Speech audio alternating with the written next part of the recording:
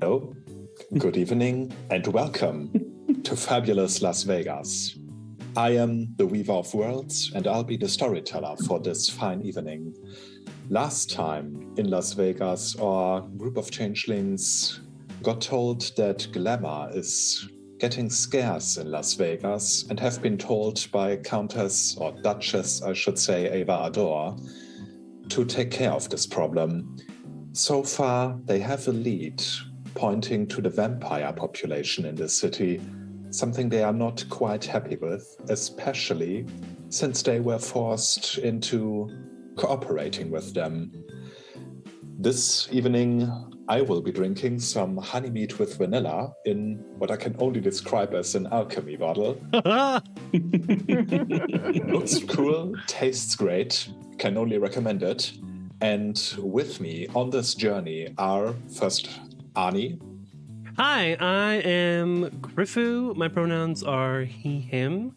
And tonight I am drinking some good old-fashioned glühwein to keep me in the holiday spirit, and to warm my insides. I am playing Arnie, the Selkie, who is a knight in House Aelined, the House of Sorcerers and Secrets. He is full up on glamour and ready to take on anything. I was going to make a comment. I stopped myself. Then we've got Myrna. Hello, I am Anya, aka Myrna in the game. I am technically, I guess, double fisting. I have tea that is very expensive to get in Germany, but just constant comment. And then I have a beer. Yay! Yay. There we are. Myrna is a teeny tiny little boggin. She is constantly changing wigs because they just look cool and she enjoys them, and is always seen like knitting stuff for random people that she thinks that they need, and they probably don't.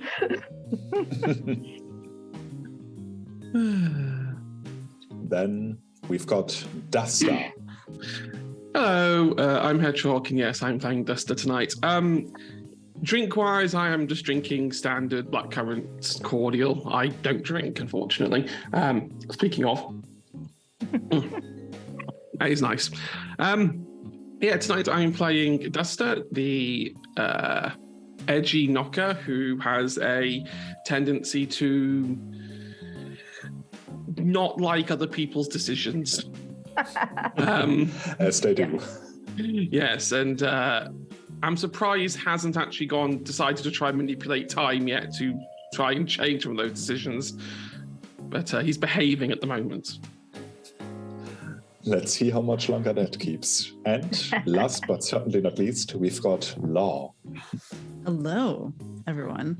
My name is Inez. I use she, her pronouns, and tonight I will be playing Law, who also uses she, her pronouns. The mysterious, whispering, contract-loving Slua, who, just got done filing a contract that was, so very juicy. Tonight I'm cracking open a cold one with the boys. Hold on. It's a White Claw. It's a mango flavored White Claw that we're drinking because I thought, I never drink during these happy hours, which is so dumb. So I thought, the last happy hour of the year, that we just we'll drink a little, Cheers. Cheers. With tea. Cheers indeed. But with that, let me change the music to something maybe a bit more fitting. Last time you stopped after talking to Montrose, who introduced himself as belonging to Clan Nosferatu. Maybe that's got something to do with the fact that his face looks like someone parked a van over it. Be that as it may, he offered you a deal of some sorts. There are 3 casinos where there are some problems, as it were, which have led the prince of the local vampires, sort of like their duke, you imagine, to sort of tone it down with the potential winnings a little bit, which in turn has caused Glamour to drop. So if you manage to solve these problems, then Montrose promised they would do something about that little problem of yours. The 3 casinos whose address and name you have been given are the Luxor, the New York, and Treasure Island. I have With that been to being one said, of those. You are free to explore, free to make your plans, and of course, free to go. What do you do? Ooh. All right. So, 3 casinos. What are we? We're looking for a certain person. We're looking right? for vampires. We're just looking for Exactly. vampires in general. Exactly. Or some reason that might cause the casinos to not be as profitable as they should be. There might be other reasons. Montrose wasn't very specific about that. Maybe he doesn't know, maybe he didn't want to tell you. Interesting. I mean, yeah, vampires going in at night, you know, after casinos are closed and just fucking. Casinos Awakening them. close. You're right. But breaking in the money when it's like less busy, you know, Yeah. that The Luxor, sounds like a. New York. And Treasure Island. What those names? New York is a trip. Especially when you live in New York, it's like, this is weird. This is hella weird. Yeah, you know, I want to be a part of it. You know, New York, New York. I've been to the Luxor and I was not impressed. Oh, okay. We're dragging the Luxor on tonight. All right. I just don't like clubbing, and so I was just like, this is a terrible place. I hate this. Why am I here? Anyway. So I think that means that we should go to Treasure Island first, since Yes. Yeah. in real life, Anya and I have both been to the other 2. Yeah. Sounds all like a right. good plan to me. I've never even been to Las Vegas, so Me my neither. scripts might be off. But then again, it's the world of darkness, which is why I take some creative liberty. You know, this is character study for us. Yeah. That's true. To be fair, I will never go back again. Same. God. I lost Completely understandable. all of my paycheck. I paid rent, went for the weekend, gone. Wow. So, thank you, Las What did Vegas. you do? Lost wages. Wow. Yeah. Hey. That was creative. That was good. That was very good. I like that. Yeah, one-armed bandits got me. Plus, you know, alcohol. Yikes. Yikes. Anyway. Well- Yeah, I guess it's like one giant theme park. If you didn't lose a kidney, then did you really even gamble? There you go. Perfect. Just one kidney? Come on, you got 2. And you don't need any of them. Definitely not. You know, especially level 10. Okay. Anyways, Treasure Island. Treasure Island. Treasure Yes. Island. And The Treasure by the way, Island. because it's a new day, I just want to point out that Myrna has changed her wig. I'm just wearing the wig that she's wearing now. And she has an oversized t-shirt on that is just like the tackiest font, big bold letters that says, Vegas is for lovers. Oh, God. Clearly No, got it is at not. like a thrift store or something. No, it is not. No, she got it at one of those churches that you just pay to like get married. Mhm, exactly. And Vegas it's is like for lovers. cinched around her waist, so it's basically like a dress. it's just such a big shirt. A t-shirt. Yes. Well, remember that she's like 4 foot, I don't know what I said, 9 or 10. She's pretty short. Yeah, you're right. Yeah. On the other hand, Allah is looking at you with disgust. Oh my god. Yup. So you started a new day. So you went to bed after you visited Montrose and decided to wait until the new day until you took on this quest. Okay. Yeah, Am I because driving we again? We had left and we went back to our places at the end last week. So I think you are driving. Just wanted to make Arnie. sure. I would say if we're headed to the strip, we might just like find a spot to Walk? park and then walk Yeah. around between the casinos. I mean, it's not the most pleasant we of could walks, just but get it's, Ubers. we could also do Uber all It's possibly a lot better for everyone involved if you don't drive around all the time. I think so Yeah. too. Yeah. So, Treasure Island first. Yes. Dun, dun, dun. I came prepared. Treasure Island, well, the exterior is a bit reminiscent of Caribbean architecture, especially the windows, but what really brings home the aesthetic is the pirate ship in front of it. Love it. Oh, call back There to are the a first lot of episode. pirate shows there. Sorry? Call back to the first episode. Didn't we see a That's pirate true. ship? What? Did we? We did, didn't we? That's true. Oh. So there are shows there quite often, you know, pirates entering the ship and fighting and whatnot. Right now, there's no such thing, but there's a very big artificial lake, which just goes to show you again that Las Vegas really doesn't give a shit. It's in the middle of the desert, and here they are building a giant artificial lake just for having an artificial pirate ship with artificial pirates on top of it. Yep. But you apart surprised? from that aesthetic, it's just your run-of-the-mill casino and hotel, basically. That means you get some free poker chips with the night. You pay way too much for what is a subpar hotel room at best, unless you But you really get all pay. the free drinks that you want as you're gambling. That's true. Still, probably not the best of decisions to partake in drinking and gambling at once. Then again, how else are they gonna make money? There you go. That's why they do it. That's true. But something that is very nice for you to feel, if you remember the atmosphere in the room with Montrose, who was banality incarnate, basically, as vampires tend to be. It was like trying to breathe with a wet cloth on your face. But here, some people admire the architecture, others dream of making it big.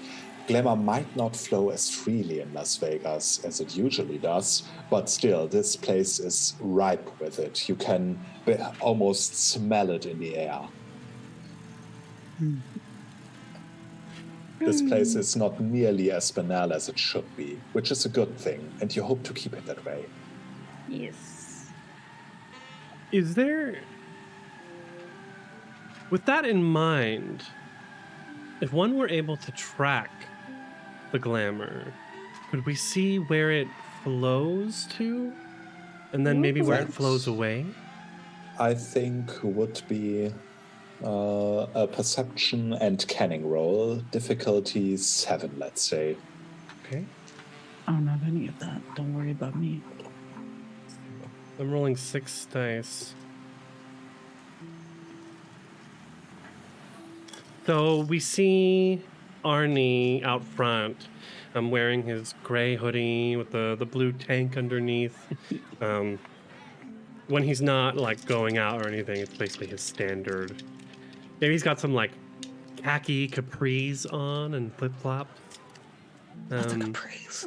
And if you look like hard, you can see like sweat, like salty sweat marks, or like the smell of the sea around him. Even in the material realm, outside of the dreaming, the autumn world. Difficulty Worth of stuff. 7. 4 successes. Ooh. Not bad. Woot woot. You can see Glamour. It basically looks like a rainbow-colored mist that is everywhere, but of course it's mainly coming from the big casino hall, which I'm just deciding right now has a pirate theme as well, of course. But Sure. as you look around there, of course, you see a lot of people gambling. Some are very obviously tourists. Others either live here or they have managed to blend in, as it were. But you see something else. You see little tiny chimeras. Chimeras basically are fantasies or follies that have developed a sort of mock sentience. They are invisible friends, legendary swords that lay around. These chimeras, however, are not that friendly. They look like little squat people with gray, purplish skin. You can see them sitting on some people's shoulders and whispering into their ear, "You are gonna lose any minute now." Ah. How rude. Another one is sitting in a roulette wheel, poking the ball as it goes in. Come on, make them loose.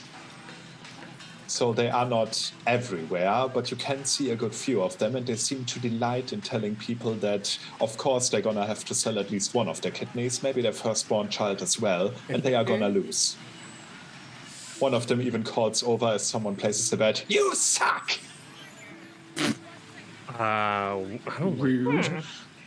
They're not friends. Is this normal in casinos, though? Like us living here, I feel like we would have come through casinos at least a little bit. You may roll for intelligence grammar to identify Okay. these.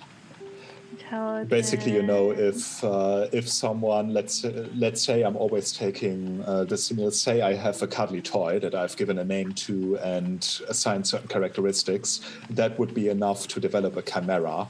So a chimera is basically fantasy that becomes reality. Okay. Only what's the humans cannot see difficulty? it. Sorry? What's the difficulty? I'm gonna say 6. That's not that hard. As a member of House Aliened, I get a -1 difficulty on all Grammar rolls. Excellent. There you go. I have 4 successes. One of them is a 10. Nice. So for me, difficulty 5, 3 successes, with one of them being a 10. Nice. But it's 2 10s that crits, I think. It's 110 if you have a specialty in this. So if you have a specialty in either intelligence or grammar that applies to this situation, a 10 counts as 2 successes. Nope, I don't. All right. But still, this is enough to identify those. They are called misfortunas. Basically, they are the incarnation of people believing they are going to lose, which should not happen in a casino. Casinos don't live from people who think they are going to lose. But of course, misfortunas, they feed on this, and so of course they inspire people to think like that. Okay. Unseelie creatures. They are not unseelie in a way that someone, how am I gonna put this? They don't have an agenda per se. They are, a giraffe is not a vegetarian because it decides that it is a vegetarian, but because that's just how it works. They are not sentient. They act like they are, but they are not really, most likely. Okay. Interesting. So they're not normal in casinos, though, or they are? Sometimes, but they're not that many, And not in they this. shouldn't be in casinos because, that's the problem. People start to think they are going to lose and they quit while they're ahead, or Yeah. well, it's a good thing mostly, but not for you because you need people to believe I'm gonna win, I'm gonna make it big. Yes. So maybe at this point we're inside the casino, right? Correct. You are inside a large room full of roulette wheels and blackjack tables and one-armed bandits and what have you. I'll turn to Myrna and say, Myrna, there are misfortuners. everywhere in this gambling hall. What do we do with them? They have to come from some kind of source, don't you think? Well, clearly the people here at Treasure Island are not happy with their winnings. If they have winnings. I think that we Question. need more information. Do you guys point the misfortuners out? Or Yeah, like she's still knitting. Like she doesn't even need to look while she's knitting, but she just kind of gestures with one of the needles, going there. Like trying to be a little bit low key, but of course all of the cameras are going to pick this up anyway. But you know, Yeah. That's true, but you are used to people staring and looking. yeah. Part of the job. The Yep. roulette table is particularly plagued.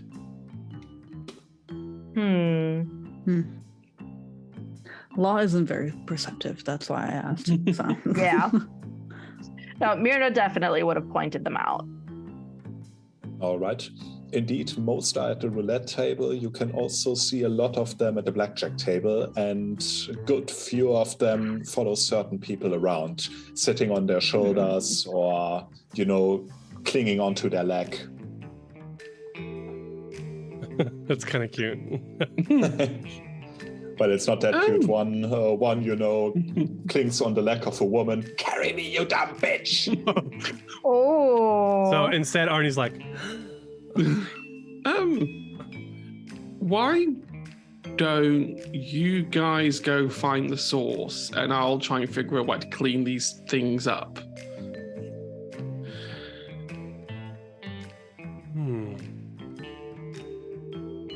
Sounds like a good idea to me. I have an idea, but you go about your business, and I think Duster sort of turns and runs and is looking for a staff entrance.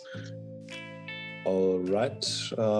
Since this part of the casino is designed to, look like a pirate's den or something, I feel that the staff entrances would be hidden. So let's see, perception, of course, and what do we say? Yeah, roll me perception, alertness, difficulty 7. Okay, so that's 4. That is 2 successes. Nice. Yes, in one corner of the room you can see a door that looks like an old-fashioned pirate door, but it says in very crude lettering, staff only. That'll do nicely. I think Duster's going to try and find before he goes in, try and find a pirate hat somewhere and just put that on before walking through the entrance. Act like you belong. Yes. Before going in and leaving everyone else to do what they need to do. All right. So the group is split. Who wants to go first? I'll let the group go first. All right. Well, I guess we're looking for the source then. I guess that's just done by walking around and we could start. seeing where we see the least. We could start at the roulette if they're the most over there. Play a game or Sure. two. Maybe talk to the dealer. I don't know. We could see what's going on. Yeah. So the roulette wheel is in full spin, of course, despite a lot of misfortuners making their abode there. Still quite a few people are playing there. The croupier, I think it's called, currently calls out Rien ne va plus and spins the wheel, puts the ball in, and to no one's surprises, the house wins most of it. Some people mutter, others groan. One takes, his... what he wagered and just shoves it away from him, like, oh, fuck this. Some people leave, the croupier looks after them. He has this professional demeanor about him, but you can't help but think he looks a little bit distraught over that. Maybe he's paid by the winnings. And he doesn't even get tipped. Yep. Interesting. So as people leave, do the Fortunas leave with them, or do they like keep hanging out? The Miss Fortunas, do they keep hanging around? They keep hanging around mostly. One is sitting in the roulette wheel, using it like a carousel. Another one is sitting next to the croupier, and two are where you place your bets and do a little dance there. Okay. Okay.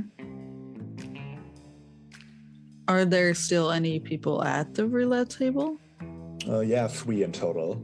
But they don't look like they are really enjoying themselves. They have this fierce look of somewhere between determination and they know it's a bad idea, but they can't quit now.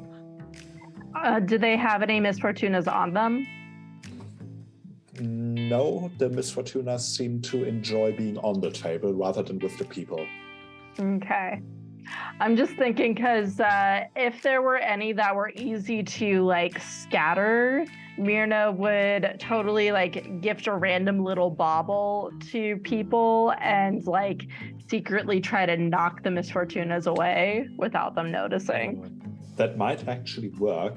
Miss Fortunas or Chimera in general live from people believing in them. Mm-hmm. So a way to kill a Chimera would be a human or anything with somewhat high banality. Rule of thumb is higher banality than glamour, stating they don't believe in you or in that thing. Another thing is, just don't believe what they tell you. As I said, Miss Fortunas tell people they are going to lose because that's what keeps them alive. Okay. Yeah, so Myrna would just pick out a person who has a Miss Fortuna clinging to them, maybe the one that was like clinging to the lady's leg, and hand her like an intricately knitted little bauble and just say, "Here, a gift for you. This is for good luck. I know that you're going to do well at your next table that you go to."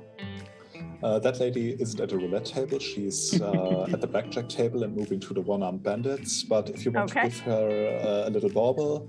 Okay, yeah, Myrna's not gambling or anything. She's just like looking around. Like she's not sitting at the roulette table. Then let's say you can give me charisma and... what are we going to use for that? Let's say either performance or empathy. Your choice. Difficulty would be 7, I think. I'm going to go empathy because I have 3 in that, and I have maxed out the number of dice that I pulled out for the game. Also, I have a specialty in charisma for enthusiasm, and I think I'm being pretty enthusiastic here. Yeah, sounds like it. Okay, I got 110. What's the difficulty? 7. Hang on, I have to look at these. So there's a 7, there's a 7. Okay, I got a 10 and 2 7s, and everything else is below that. All right, do you have any 1s? Oh, I have 1. All right, that's 3 successes in total then. Yep. Still, the lady looks at your bauble, whatever it is, maybe a little knitted star or something. Yeah. And she takes it with a smile and with a very thick accent says, "Thank you. That's very nice of you." And you can see that the Miss Fortuna recoils in what seems to be utter disgust. Yeah. And it looks at you and shoots you a very, very dirty look. And is it like still hanging off of her leg? No, it actually lets go and looks at you. "What do you think you're doing?" I just give it a little wink and say to her, not even talking to it, "Oh, best of luck for your next round. Have a good one." Just move on. All right, then it will try to do something. Just let me check something really quick. Oh, if it tries to do anything, I'm just going to try to kick it. There we are. In that case, let's just roll initiative really quick. So 1d10 plus your wits, your dots and wits and dexterity. I'm gonna roll for the Miss Fortuna really quick. Okay, cool. So sorry, I'm rolling wits and dexterity and what? You add your wits and your dexterity as just dots, and you roll 1d10 and add to that. So if your sum is 5 and you roll a 6, then your initiative would be 11. Hilariously, I rolled a 5, so my initiative is 11. Nice. In that case, I'm just going to make that really quick. The one who is lowest in initiative describes what they are doing first, so the ones who are higher can react to that. And since that little shit is below you in initiative, he is gonna try, or it, I don't think pronouns really apply to them, it will try to use a charm, probably steal some of your glamour, as Chimera tend to do. What do you want to do? What can I do in this situation? I said I was just gonna try to kick it away. Yeah, you could do that. I mean, to you, they have a body. A human could kick it, but you can't because you are a fae. Yeah, I'm just going to try to kick it. All right, that would be Dexterity Brawl to see if you hit. Let's see. Difficulty 6. Oop. And then do I have anything to do with this? No. I'm just checking my merits and flaws because I totally was not thinking about them before. Okay. I have 1 success. Hooray. In that case, you can roll as many dots, as many die as you have dots in strength to determine your damage. Ooh.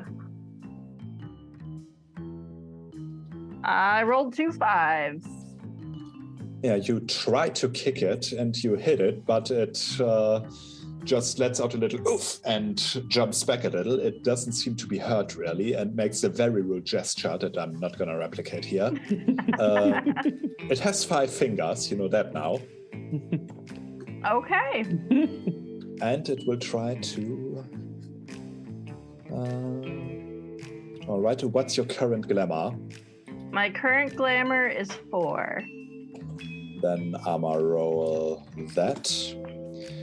Yep, it makes a gesture like it, grabs the air towards you and pulls it back, and you can feel that you sort of lose a little bit of glamour. You lose 1 dot of glamour as it suddenly holds a ball of rainbow-colored swirls and just moves it down like an apple. I take a little knitted bookmark that I had and I just wrap it around its neck to be like a little scarf.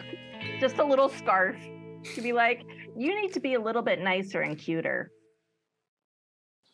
All right. So you don't want to kick it or strangle it, or I thought I was going to strangle then, just go around and lock the needles. It's choking the thing. I mean, it sounds so violent. Sure, I already have the scarf around its neck. All right. In that case, just for simplicity's sake, let's both roll strength again. Difficulty 6. I'll roll for it. Just strength. Oh boy. Why? Oh boy.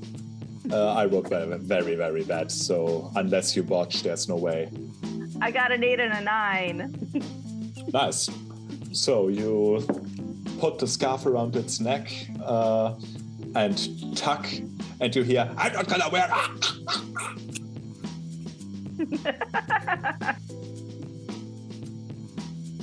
You were saying?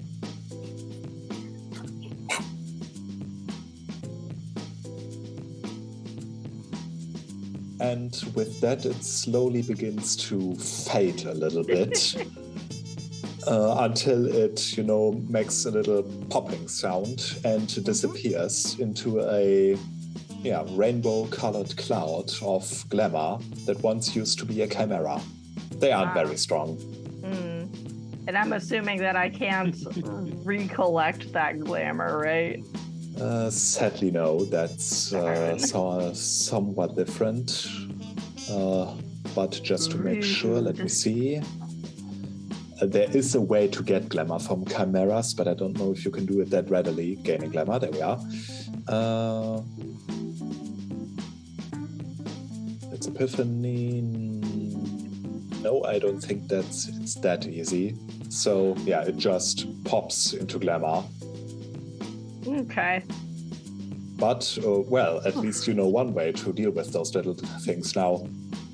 Straight on violence. Mm-hmm. I'm sure that didn't look funny at all in the middle of the... Oh, no, not at all. I mean, just imagine there's some woman who basically looks like she got dressed at a thrift store who just tries to kick something that isn't there and then wraps the scarf around nothing and then looks very pleased with herself. Yep. Then again, it's Vegas.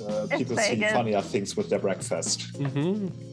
I mean, drugs are legal there, and there are illicit drugs that are That's not true. legal there, but you can get them. So I was just gonna say drugs aren't legal where I live as well, and there's a lot of ways of getting them. So, and in Vegas, and come on, yeah, nobody cares. nobody cares. So, Law and Arnie, are you still at the roulette table? Are we? Are we? I have a theory. So as we're kind of watching, Myrna's walked off. I lean over to Law and I say,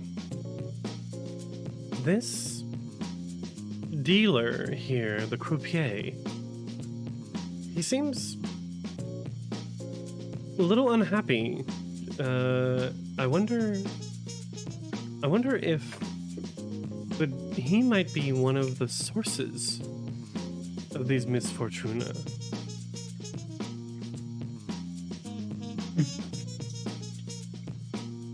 Interesting theory. I mean, it's much easier to infect your employees with despair than it would be the guests who come and go.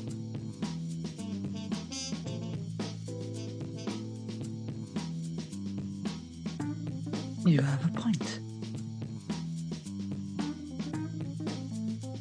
So I might wait for this guy to go on break at some point.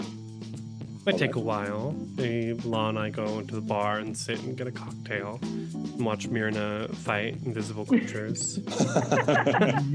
Myrna eventually joins you, and she's like shaking off the scarf, being like, "It won't come off."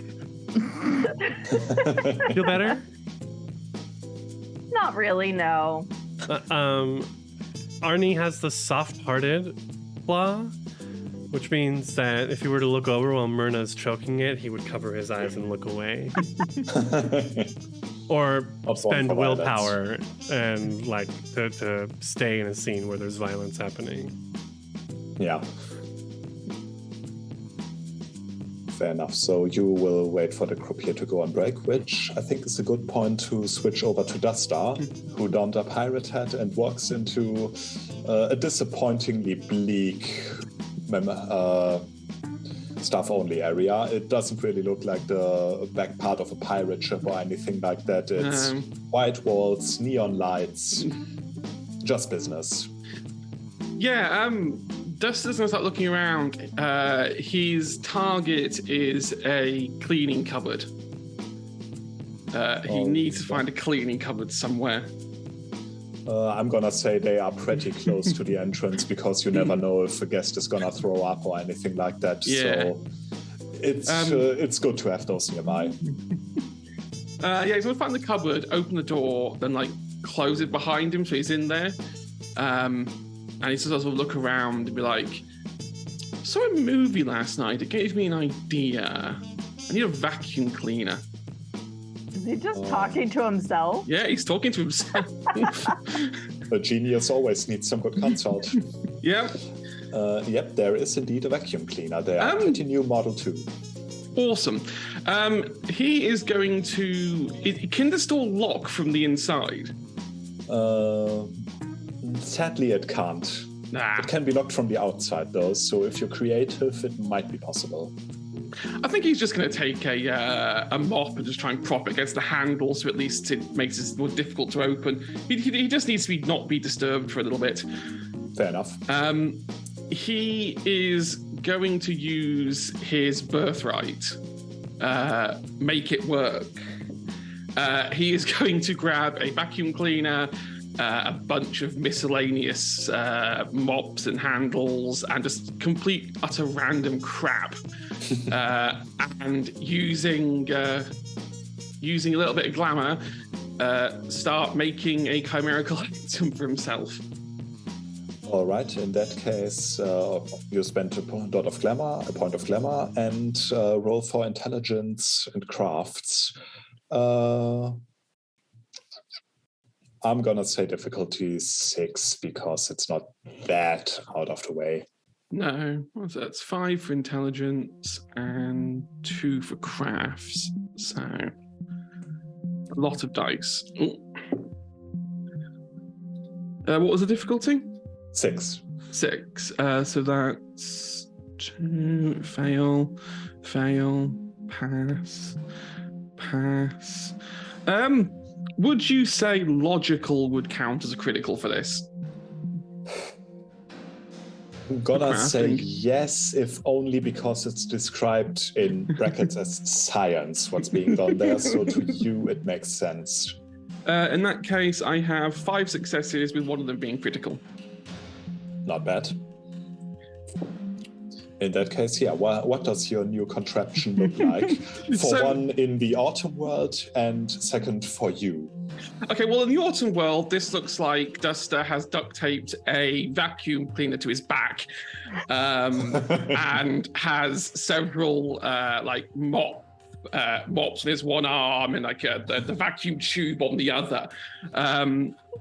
For everyone else in the chimerical world, he said he watched a movie last night. He has fashioned a very crude-looking attempt at trying to make a Ghostbusters backpack, and create a device that he can use to remove these little gremlins. Okay, but the question is, which Ghostbusters? The really retro ones. Okay. Only for the fact that if he ever, shows his face me, and he is wearing like a mechanic's jumpers overall, so it kind of suits. Okay. But yeah, that is what he's, he looks very weird to the outside world. But what else is new? No. Yeah. They'll have seen weirder in Vegas. That's true. Maybe it's part of of some new show they are trying. Maybe they try to rebrand themselves to, Ghostbusters or talents. Yeah. Who knows? Very Who shitty knows? Ghostbusters. Oh yeah, but this isn't like the good stuff. This is like budget cosplay kind of level. Well, I'm gonna rule this takes you a while, here duct tape here and then here, and so the rest of you will see that the croupier eventually gets a small break. Colleague coming over to take over for a few minutes, and he heads to where you assume the break room for the employees is. What do we do? How do we follow him in? That's too risky. I think we catch him before that. Okay. He just looks at you. I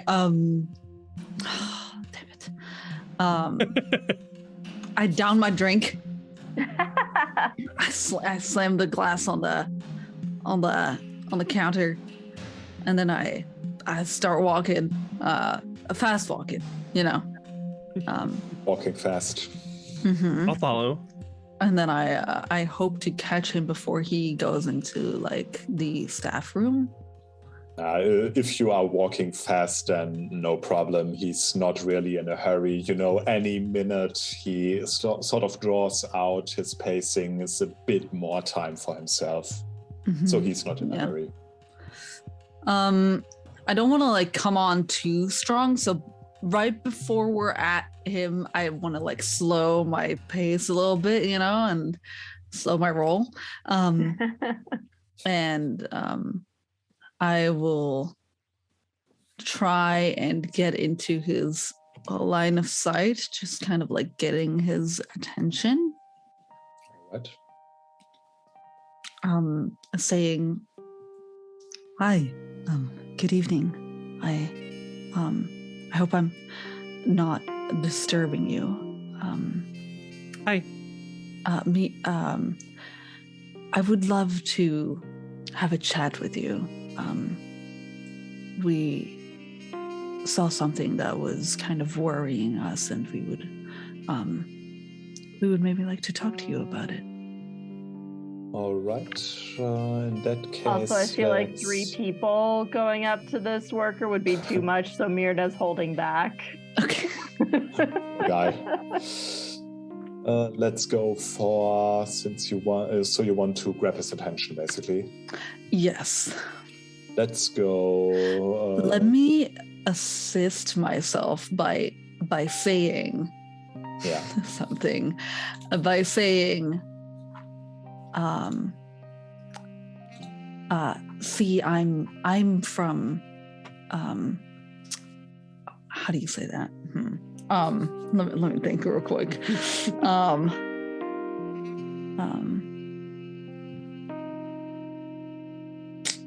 Let's see. Yeah. Okay. She goes. Nevada Gaming Control Board. No. Okay. No. She goes. I'm from headquarters of this facility, and we, of course, want to make sure that all the people who work at our establishment are as happy as possible. We just want to know your opinion and how you are doing, and just a little survey, let's say that. All right. In that case, let's roll manipulation and expression, difficulty 6. Manipulation and expression? Expression. I took one in expression. I didn't take anything in expression. However, my manipulation is at 5, so... Would it you not have a be... specialty that might apply. Sorry? I was going to say subterfuge? Is this lying a little bit? Subterfuge, right. I always forget that exists. So yeah, subterfuge. Subterfuge is a thing. Okay. So I just... I don't know a lot of character sheet, but I'm like... That is true. Yeah. I just roll however many dots I have, right? Mm-hmm. Exactly. So you sum up your manipulation and your subterfuge. Since subterfuge is a talent, if you don't have it, you can still roll all your dots in manipulation. Do you have a specialty that you think might apply here?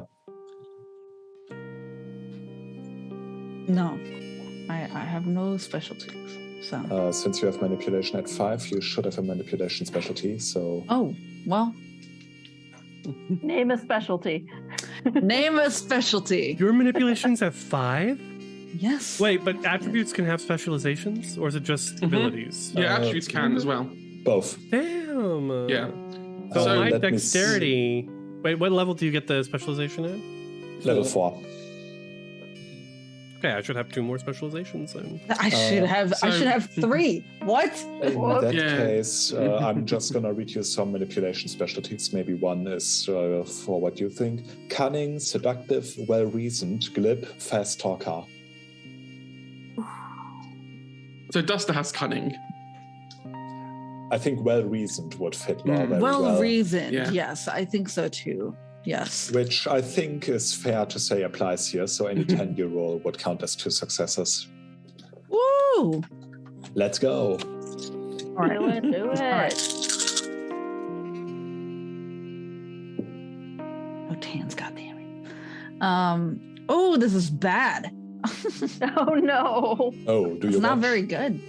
I have 1-1. What was the difficulty? I think I said 6. Dang it. Well, I have 2 8s and then a 1. So it's So one success at least. Well, at least he believes you, but he, shrugs his shoulders in a non-committal way. It's all right. It's a job, really. I don't have much reason to complain, but I'm on my lunch break. If you excuse me. Sorry. No, we just have a few follow-up questions. It's a very short survey. He sort of looks not annoyed per se, but a little bit iffed, but then he decides, well, it's maybe for the good of the company and maybe for the good of the other workers. They don't get to unionize, so the least he can do is, help them out indirectly. All right, shoot. Well, Anya hitting all of the count point redeems at the same time. Don't do that. That means I have to do that. 8,000 points. I have 11,000. I can't. I have 237,000. I was going to say. You need to make things more expensive. Oh my God. So we're stretching. Stretch though. Yeah. There we go. My back is now pulled out, so I'll be like this all night now. So he'll just Arnie will pull out his phone and pretend he's pulling something up, and it's just okay. So on a scale of 1 to 10, how would you rate employee happiness at the roulette table? Guest happiness at the roulette table. He thinks a little bit. Maybe 4 or 5, I don't know. Not many people like to play roulette. I'll be honest, it's sort of the graveyard shift around here. Okay. Follow up. What are the issues that you think are causing people to dislike the roulette table? It's not like you can strategize much there in it. It's, with poker or blackjack, even with the one-armed bandit, you can talk yourself into believing that you've got a strategy, but with roulette, it's all at the hand of the croupier. People think it's rigged, the usual. Do you think it's rigged? He looks around a little bit. He seems to doubt your role for a minute. I mean, we both know it's just maths. If you cannot win because of the 0, you know that, right? No, sorry, I don't know the gaming math behind everything. If you want to do your thing, okay, let me phrase it differently. If you have academics, you can roll intelligence academics for that. I have 1 point in academics. In that case, you may attempt it. I'm gonna say difficulty 8 though, because I did drop out of Harvard, so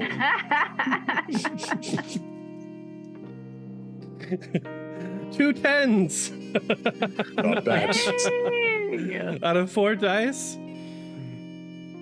Not too shabby. That's pretty good. All right, so I'm gonna make that really short because I don't have much of a maths background, but basically you would think that any way you spin the roulette wheel is a 1 in 2 chance. So, odd or even or black or red and whatever, but there is the 0 and that throws it off, which means there's a very, very small but non-zero chance, pun intended, that the ball lands in the 0 spot, which means in the long run, it's rigged in favor of the casino. You can win at roulette, but the more you play, the more unlikely it gets, which is true for all casino games, but due to the green 0, the favors are very much shifted in favor of the casino. So they don't need to rig it because it's rigged by design. That's why the roulette table was so popular. Exactly. You don't need to cheat. The table does that for you.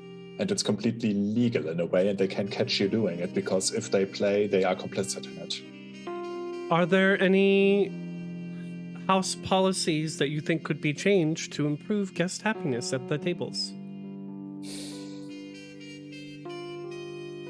Maybe up the winning rates a little bit, not much, but once a week or something, maybe a special thing, or I don't know. Have they changed recently? Not that I can recall, but I haven't worked here for long. I've been over at the Mirage for most of the time, but stuff happened and now I'm here. Okay. I like a look over at Law as I'm pretending to flip through the phone because I'm running out of ideas. Come on, help me out here.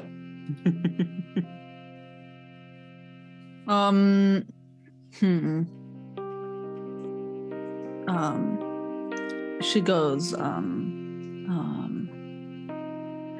well, we have been talking about guest happiness this whole time.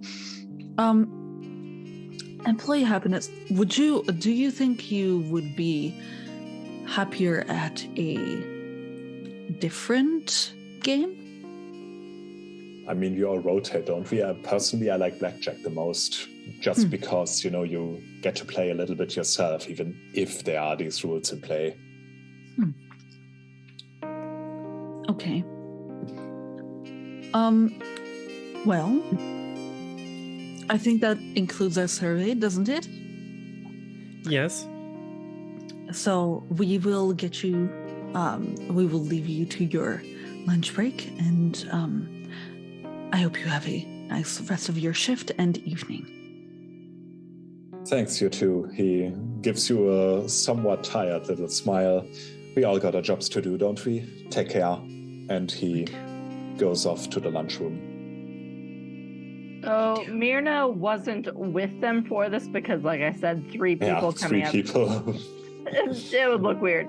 But she has been not terribly far away, just keeping an eye on, like, if anything changes while this conversation is going on with the Miss Fortunas in the Not room. really. They are still enjoying themselves way too much. Okay. Or if there's anything else in the room.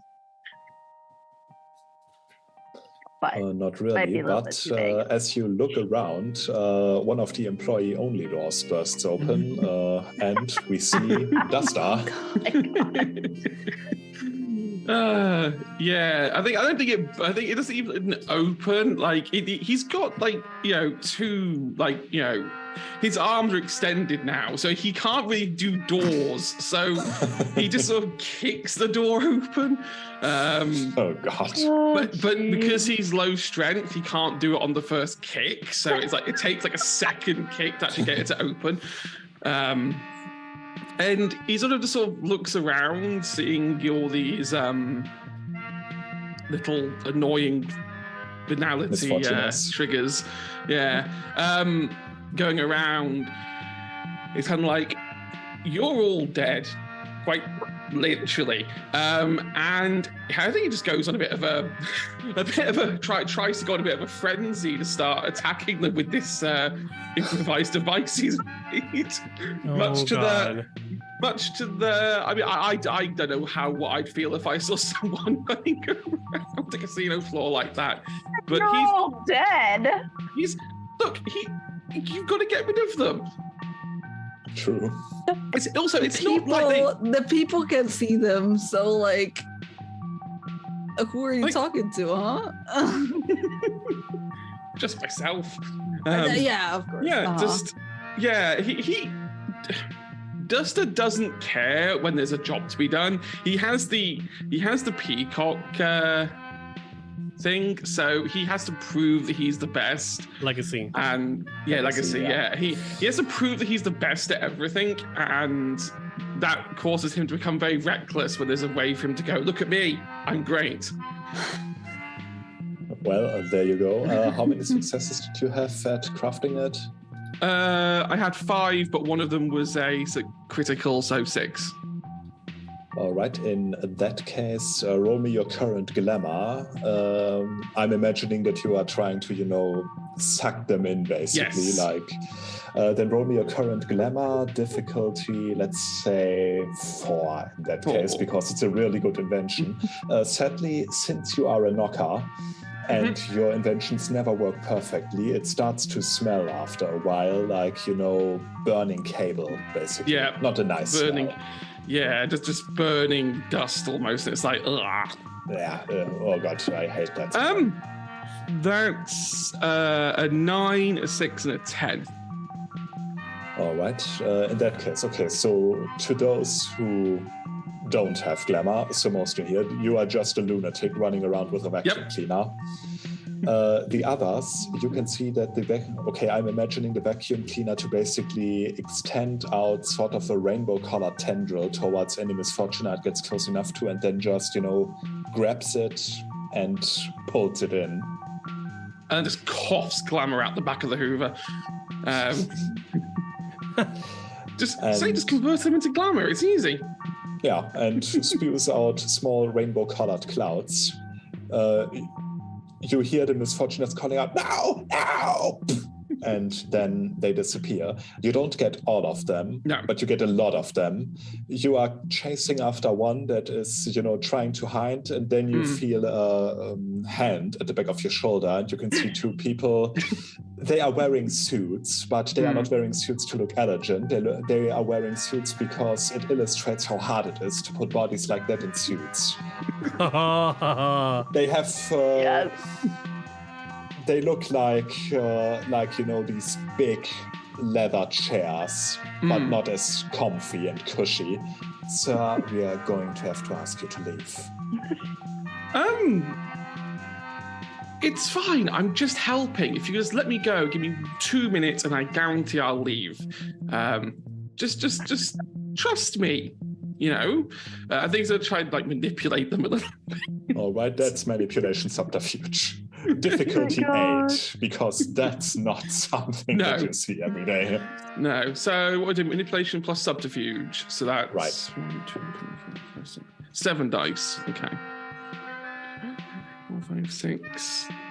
There's one thing Duster's good at. It's talking himself out of trouble. Mm-hmm. You say this now.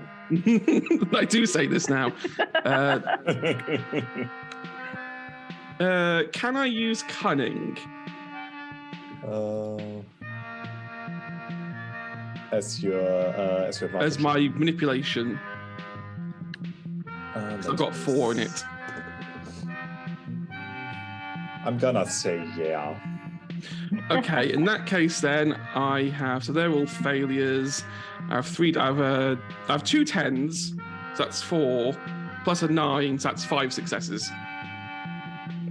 Right, they look at one another, and then they look at the room, and the people, they are looking at you. Some are taking out their smartphones and filming you or making photos, and the room just sort of lights up. People laugh, people chat with one another, and they seem to decide, he lights up the room a little bit. Maybe we should let him. And one of them, puts his hand to his ear and Central, we have a situation down here. And the one guy takes his hand off your shoulder. Apparently they are letting you be for now until, someone else tells them to get rid of you. I won't mess with the games. It's fine. I'll just look around them. And then at that point, he's just going to see one of those misfortunes go around like, I got you, you little...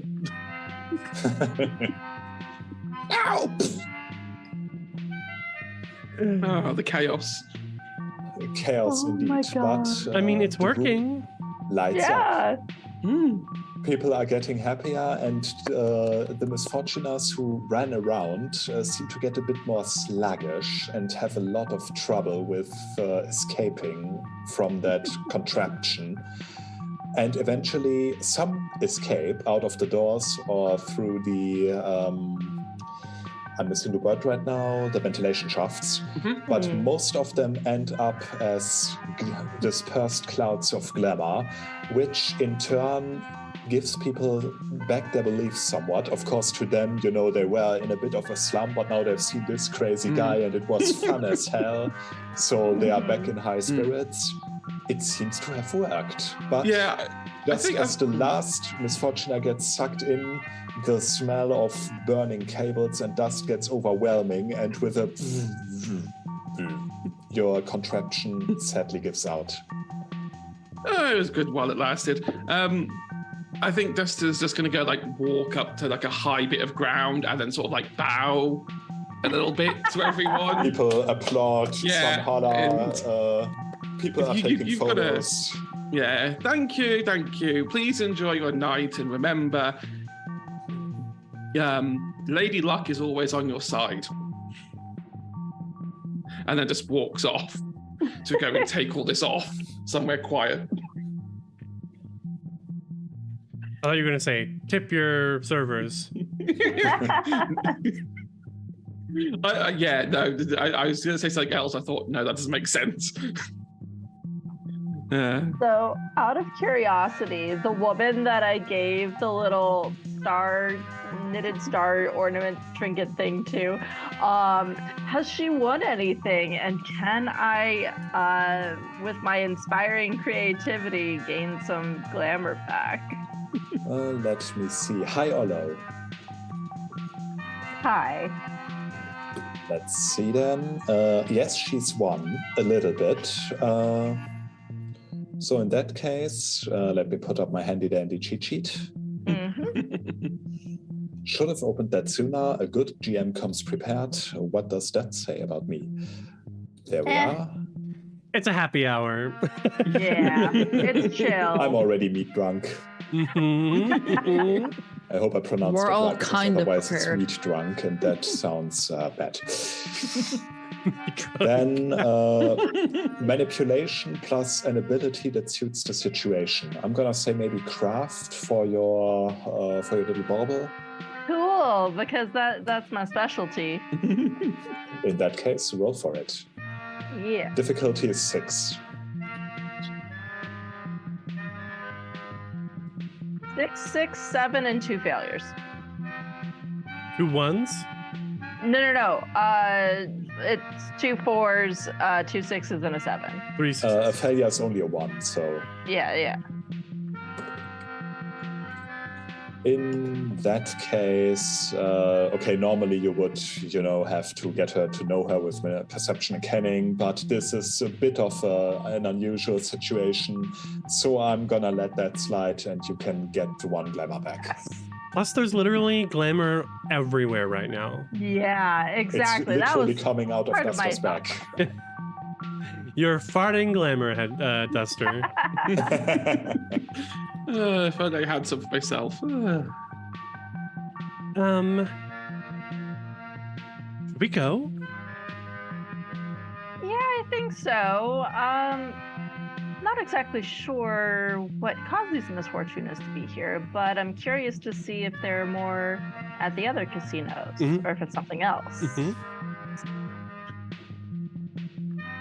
Yeah, we haven't really found the source, however. We might want to deal with that later then. We can at least start with the immediate problem and go from there. Yes. So that's 1 down, 2 to go. You've got the Luxor or the New York. Why not the Luxor? Let's do it. Sure. The Luxor. All right. In that case, well, the Luxor looks like a bit like a big pyramid that's in the very early stages of being abducted by aliens with the large laser it's shooting into the sky. Much like Caesar's palace, it emulates old Egypt. So at the entrance, there's 2 giant pharaoh statues. There's a Sphinx nearby. It looks like someone just took the entrance to the Valley of Kings and put it there and made it very, very cheap. Hey, chick. I don't think this is real stone. Just like not looking at it. It's like feels like paper mache. I mean, it's probably plastic, let's be honest. Yes. If I know one thing about America, it's that these guys, or you guys in some cases, love plastic. Y'all Valid. love you some plastic. Well, This is also where the Cirque du Soleil is. polyethylene, y'all. Which Cirque du Soleil?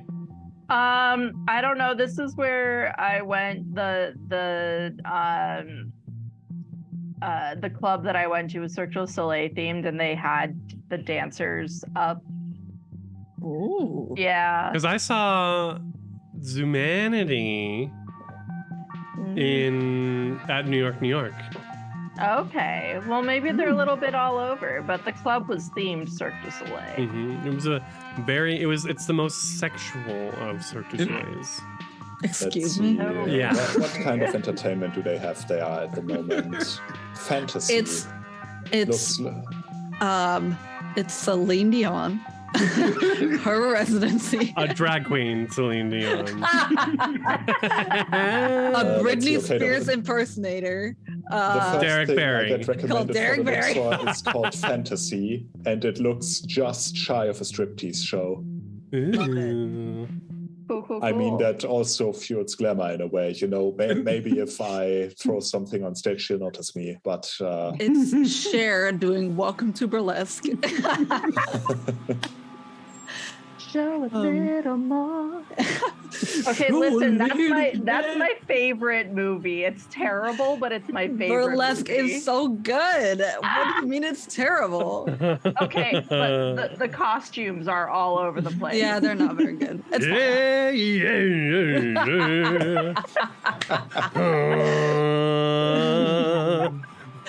my god. That is so Sorry. Okay. People love burlesque, I see.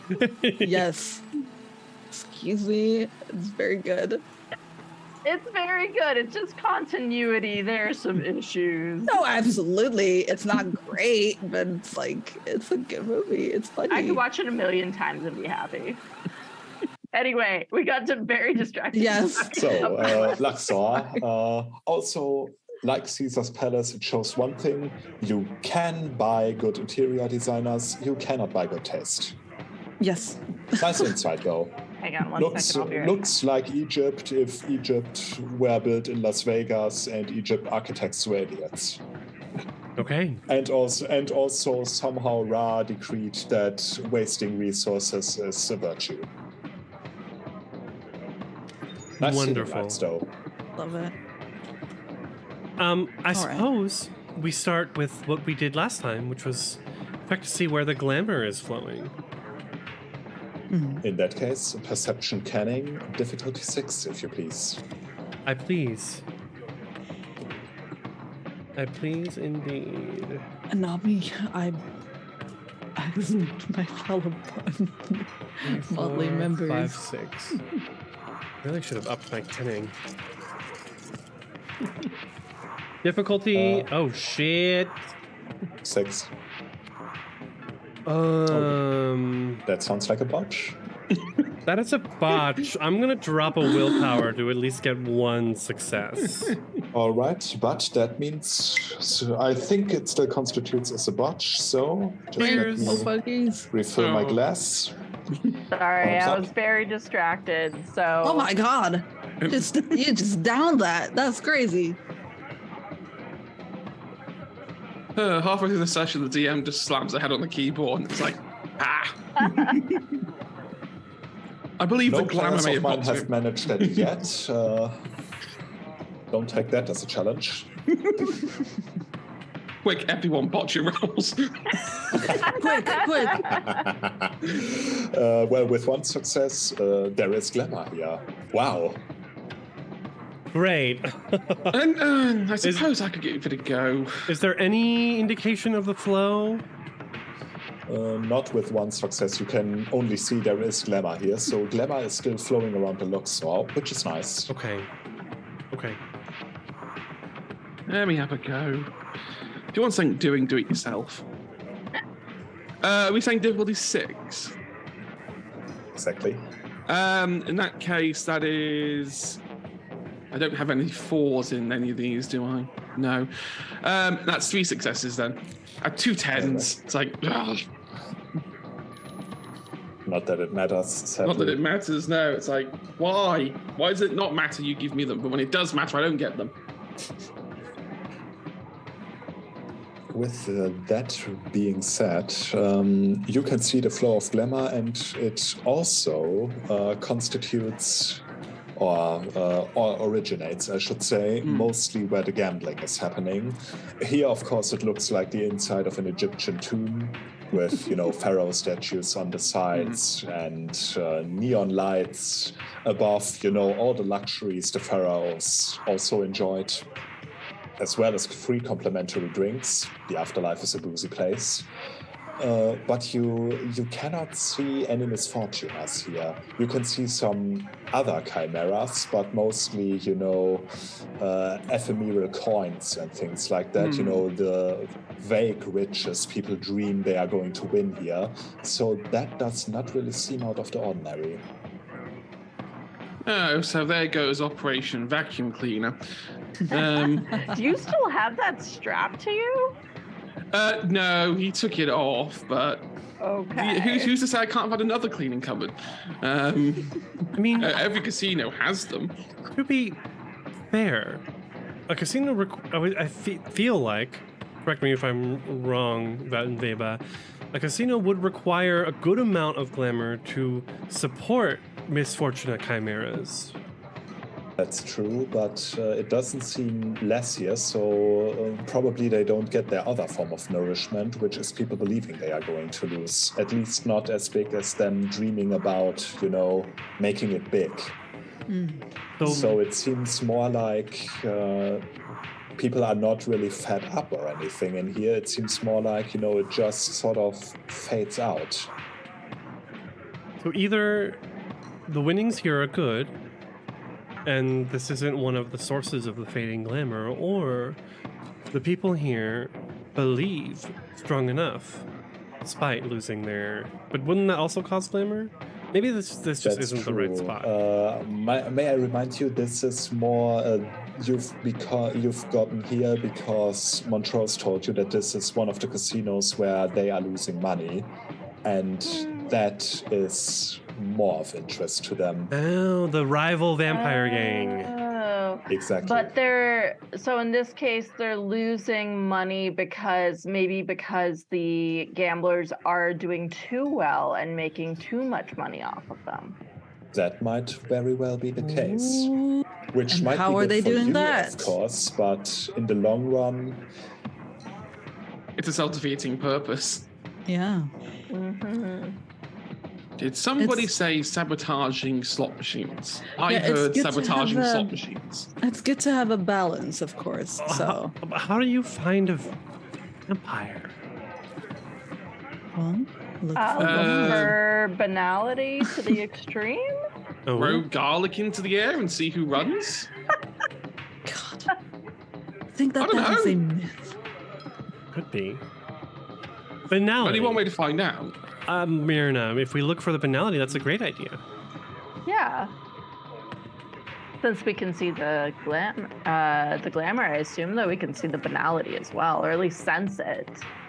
yeah, you can't really see it, but you can see where there's no glamour. So you can, humans can't see the color black because black is the absence of color, but they can still see it. So in that way, you can see it. Okay. But that would still constitute another perception canning roll. Let's say difficulty 7, because that's a bit harder. Dude, I can't see shit. You have other ways. I mean, Sluach can look for ghosts and the likes, and maybe there's something around here. Who knows? Ooh. How do I sense those? What was the difficulty? Let me check. Difficulty 7. Let me I check have Sluach. 1 success. I have 2. I only rolled 3 dice. Sluach. Sharpened senses. Sluach reduce, I should let her talk, the difficulty for all perception rolls by 1. They can also see through any illusory magic. This requires the expenditure of a point of willpower and a successful perception alertness roll. Sluach are also capable of seeing lurking ghosts. This requires the player to make a successful perception canning roll, difficulty 7. By spending a point of glamour, the Sluach can also converse with these spirits. I would like to offer some assistance for Law. Yeah, because I'm very bad. I would like to cast Deja Vu Ooh. All right. and do some screwing of the time stream. Give me a second. Let me find the book. That Beyonce song? That fierce Beyonce song. So, you want to cast Deja Vu? Do you want to perform a bunk first? I think he's going to. Ooh, how are we going to do this? I think he's going to run around and find any clock he can find and just set it to midnight. There are no clocks in Las Vegas Bugger. casinos. That's Why not? true. You need to know what time it is Because so you can go people home. do exactly that. They don't want people to know how much time has passed.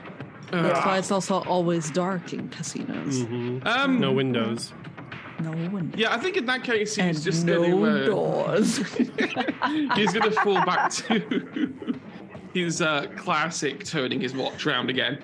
It's like it is go-to if you can't think of anything. All right, so do you want to cast Deja Vu or do you want to cast Backward Glance?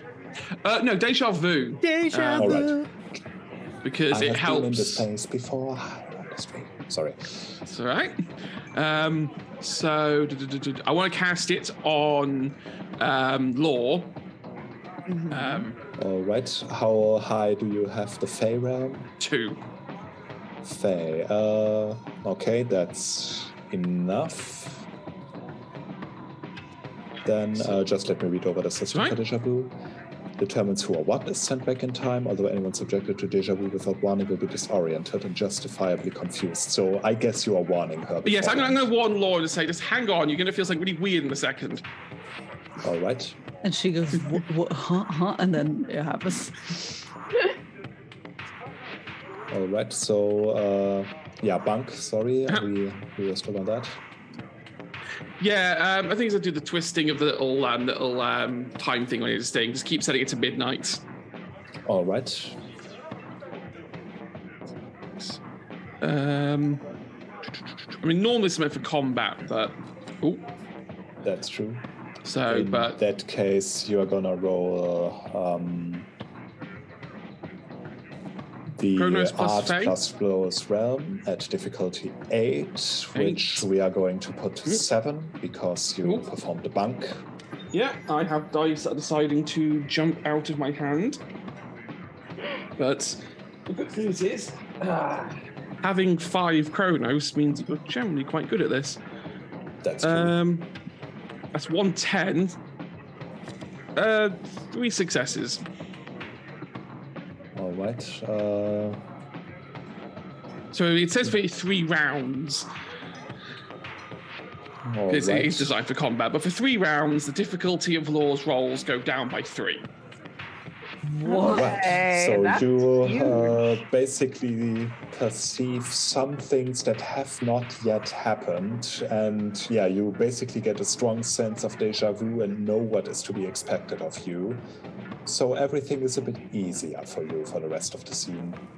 Wow.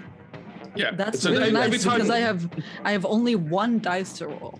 Ah, So Yeah, You know, even though Duster warned you, it's still a very weird feeling. yes, no, of course. yeah, I feel like throwing up and then I go, yeah. Every time you do something, it's like, I've done this before. yeah. I'm used to do this. Okay. So let's see. To sense spirits and all that stuff, that is a perception kenning, right? Exactly. Which I only have 1. So just perception. 1 dot in perception. There we go. What did you roll? I rolled a 3. So I don't think that's great. It was wait, is that not a success? It was a difficulty 6 question mark?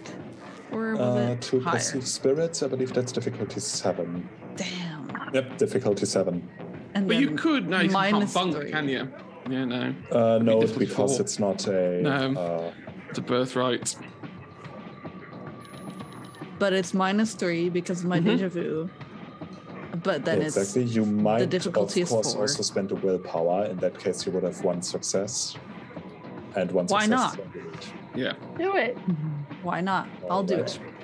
it. In that case, okay, I'm imagining that basically you see, the world of the dead. The world of the dead looks like the world of the living, but broken. Glass is is milky white. There are cobwebs everywhere. Food is spoiled. People look like walking cadavers or skeletons. It's very grim and bleak, but of course that's fitting for a sluach. And you indeed can see what is called a wraith, a spirit, someone who has died. but is chained to this world by what are called fetters. I'm giving you this knowledge because I think Law would know about this. I think so too. Basically, if a human dies but has a very strong emotion connecting them to the world, could be something like, I want to tell my fiancée that I love her one last time, or I have to finish this project, or just, God, I hate this guy so much. Anything that is a sufficiently strong feeling chains them to this world and makes it possible for them to interact with it under certain circumstances. This human looks like almost an archetypical mobster. You know, he wears a suit, a fedora, has a small scar on the left side of his cheek. Looks very tough, very rough and brutal, but you can also see that he has a chain wrapped around his neck that seems to strangulate him. And he, you know, stands there almost like a bodyguard, looking over everything. If you want to talk to him, you might spend a point of glamour to do so. Then, of course, you would, you know, stand in the corner and whisper to someone no one else can see and occasionally nod and, yes, I understand. Which is That's fine. one thing you can do that the other changelings cannot even see or emulate. So even to them, you seem a bit odd at that point. Love it. Wild. Honestly, love that. But that is crazy. Well, I can live under the ocean. Well, I can see ghosts. So I That's can knit. that's you do what you need to do. I need to go and seek something out. I don't feel particularly well. I look at Duster before he leaves and I go, thank you. It's fine. You can kind of tell that glamour-wise, all this manipulating time is really glamour draining, and he's now essentially running on vapors. How much glamour do you have Alright. left? Down to 2. Okay. Ooh. That's... So okay. one thing that we talked about with Myrna's pawn shop was that she could create small things imbued with glamour. Is that a thing that we could say I had in my bag as like a little pepper up? Here you go. Let's say 1, just because I'm a very nice GM and it's a few shots. Okay. But I want a little explanation as to what it is. You know, a small little trinket, something nice, something that a child would, you know, give to their favorite teacher or their parent. I thought this was nice.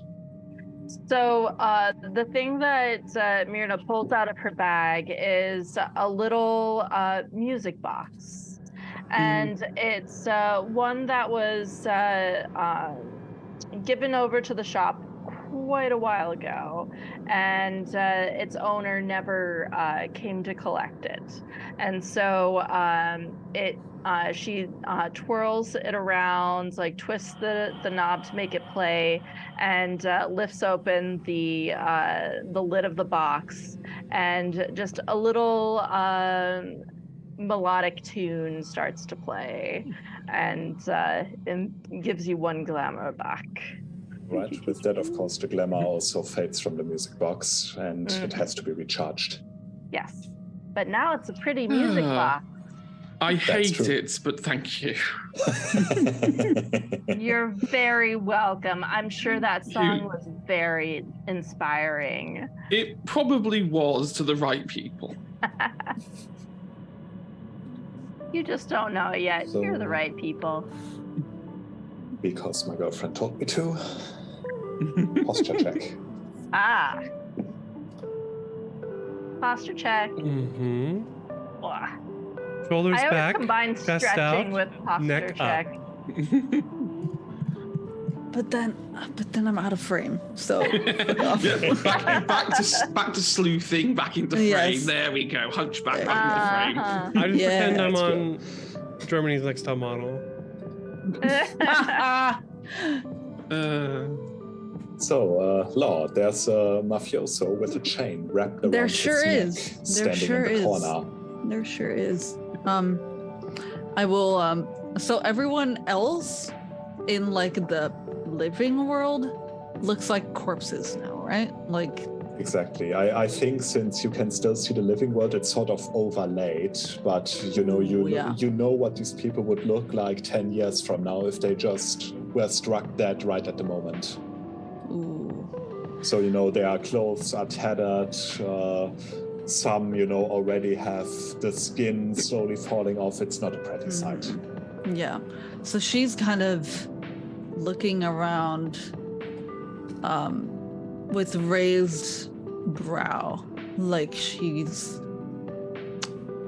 doesn't really know what to say about all this, but she gets closer and she kind of takes on a nonchalant pose next to the mafiosa, kind of like leaning against the wall, just like arms crossed. She might even... Are there people smoking in here? Or is this a no smoke zone? I'm gonna say no smoke zone. Got it. Okay. Goddamn health laws. Pretty sure smoking's not allowed inside anywhere in the U.S. now. Okay. Question mark? Well, Other than like smoking lounges, yeah. All right. cigars and stuff. Damn. I think. If only he was seated in a smoking lounge. Yeah. So she just kind of takes that pose right there, and then she goes.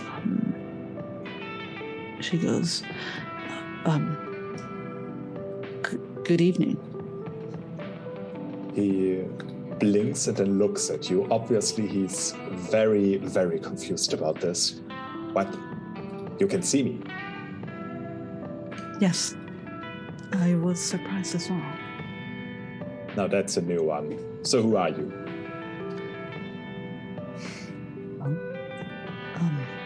My name is Law. Nice to meet you. Who are you? Name's Maxi. He nods at you. Maxi Rothstein of the Grim Legion. The Grim Legion. You may roll intelligence Grey Mare for that, because I think Sluach might know what that is. But I'm gonna say the difficulty is 7, because that's a bit of arbitrary knowledge for you. Mm-hmm. Intelligence Grammar? Exactly. Would deja vu still be under effect? That's The true. whole scene. The whole scene, Lovely. indeed. It's a very powerful skill. Love that. So instead of difficulty 7, it would be difficulty 4 then. Yes. Exactly. Damn. That's a nice skill. 2 10s. Nice. Nice. These are all successes. It's two 10s, 8, 6, 9, and 5. They're all successes. It's 1, 2, 3, 4, 5, 6 successes. Not bad indeed. You have read about this and maybe even talked to some wraiths who were forthcoming with informations. In Stygia, which is the land of the dead, there are so-called legions. Depending on how you died, you are joined into a certain legion. Sometimes it's not as clear, and the rulers of these different legions basically discuss it with one another. He belongs to me, no, he belongs to me. But the Grim Legion are those who have died as a result of violence. So they most likely were murdered. Ah, okay.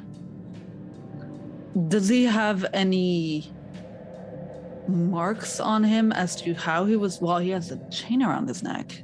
Yes, but I'm gonna give that to you because that roll was really good. Unless it's a very specific circumstances, people don't bear the marks how they died. Basically, a wraith looks like they perceive themselves, which is why most wraiths look in like they are in their late 20s, because most people think of themselves as how they were in that time. So this is how he perceived himself, not necessarily how he looked like in real life. Maybe he was a bit shorter or a bit taller or whatever. This is how he thought he himself was looked at by others. The chain around his neck must be something different. You cannot quite put your finger on. But unless he had that on him all the time while he was living, this is not normal. Interesting. All right. So she hears that he is in that group, let's say, and she goes, well, I'm sorry to hear. That's a new one. Most people don't really care for it. But then again, you are still living, breathing. So what are you? You look funny. Well, I'm actually a changeling, you know. I'm from the Fey world, so. Oh, come on. Now fairies exist too. Yes, they do. They do. Oh, Lord Almighty. First I realized that I don't get into heaven or hell or don't even cease to exist, but this shit, then vampires, now what? So you know about the vampires? Like hell I know. I was in a family of... You know what, never mind. Never mind. Please tell me everything. I am so curious. No, I said too much already. Come on. Give me a break. Well, I would love to know more. Is there any way I can get the information out of you? He tugs at the chains around his neck. You know what? You scratch my back and I scratch yours. How's that sound? Sounds great to me. In one of the penthouses, way up, one of the guys has the worldly equivalent of this shit. He tugs at the chains, keeps me bound to him, makes me do his bidding. Get it? Destroy it? And I tell you what you want to know, all right? Setting people free. I never thought that as a lawyer I would do such a thing. Oh, you're a lawyer, man. Just my luck, eh? Well, I have friends who aren't, so please. Deal. And she puts out a hand and then she kind of pulls it back, but then she's like, actually, yeah, let me shake your hand, see what it feels like. He reaches out with a hand that is, tall enough to crush a beer can with it. And it reminds you that you are talking to a spirit because you don't feel anything as it passes through you. I go, of course. I am so sorry. I will be back later. Don't be. I could shake your hand, but you wouldn't like it. Trust me. Hey. Don't worry, I am used to a strong grip. And she kind of just like does that, and then she turns around and walks off, looks at all the other people here. Some actually look at you because, you stood in the corner and whispered to yourself, yeah. But they very quickly realized that whatever they were doing before is much more interesting now that you see them. Mm-hmm. If I ever lock eyes with one of them, I just kind of do one of these, like. What are you gonna do? Yeah. And then I go back to the group who have been maybe doing other things. So, which is a good question. What did you do while Law was out and about talking to herself? I think Arnie spent a lot of time at probably like the main bar area trying to look biteable. Oh my God. Biteable or biteable? Biteable. Biteable. Okay. Yeah. Very submissive and breedable. What? Well, if the shoe fits. Okay, that would be appearance and what would I say? Realize that this was werewolves. Performance? Kingdom's expression, body language. Shut up. Oh my Expression? God. Expression. And, appearance and expression. Okay. Okay. That's only 4, but I'll take it. Difficulty Let's say 6. He's a pretty boy. 1 success. Oh. All right. One person offers to buy you a drink. She's a bit on the older side. Most likely a tourist. I'll talk to her. I'll chat with her, see where she's from, but very much not. Sorry, lady, but not my bag. Wrong team. Well, it's a nice chat while it lasts. She's from, let's say, Missouri, is here for a week. You spot a ring on her finger, and you have a slight suspicion that her husband wouldn't be too happy to see her talking to you. I'll like pat her hand and say, "Oh well, I'm waiting for someone, but thank you," and like let her leave. All right. The rest, maybe you don't look as biteable as you want, or maybe they are a bit shy. You don't really know. So, Myrna and Duster, what are you doing? Myrna's just wandering around, just like looking around, trying to see if she sees anything out of the ordinary. I'm not asking for a roll on that simply because no, not really. Yeah. Some of the slot machines have a very nicely done Egyptian theme, but that's about it. Okay. What about Duster? I think Duster's going to try and find a way to get a bit more glamour so that he can be back to being even stronger. Because I think he's still technically trying to maintain deja vu at the same time. So anything to feel a little bit stronger in his personality. He's going to do what he was planning to do. Do you want to maybe do a revelry? I was going to go the other way and go for a ravaging.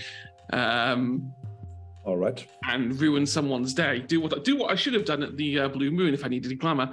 I'm going to go see if I can, near the bar, find a couple that get separated for a second and then attach myself to one of them and pretend that I am their secret partner and try and break up the relationship. Oh my Oh god! shit! They were here to get an Elvis drive-through wedding. I'm saving them for ruined it. themselves. I mean, It you're wouldn't right. have lasted. You're right about And that. I get a bit of glamour out of it. Yeah, as Law said, he's not wrong. You're right about that. Boo! All right, in that Vegas case, is for lovers. Her shirt dress says. I'm just imagining, Duster being like, "Oh, come on, honey, don't be like that," and Myrna standing there with a disapproving look, just pointing at her shirt. Yeah, you've got both the Sealy court members just looking distraught.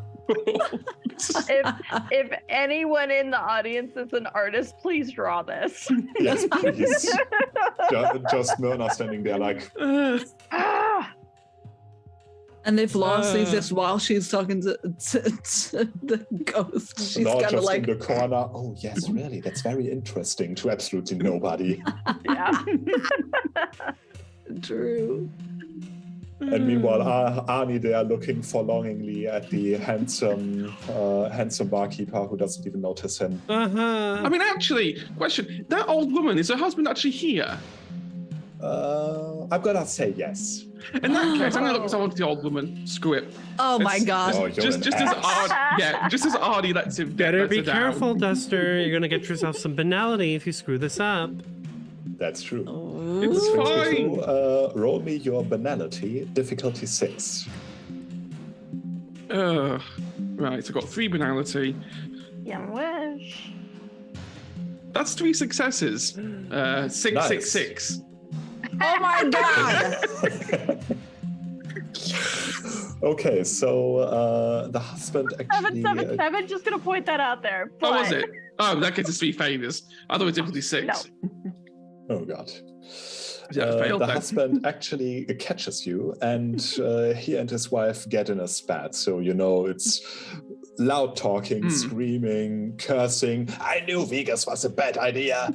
And the whole shebang, you get up to 3 points of glamour back.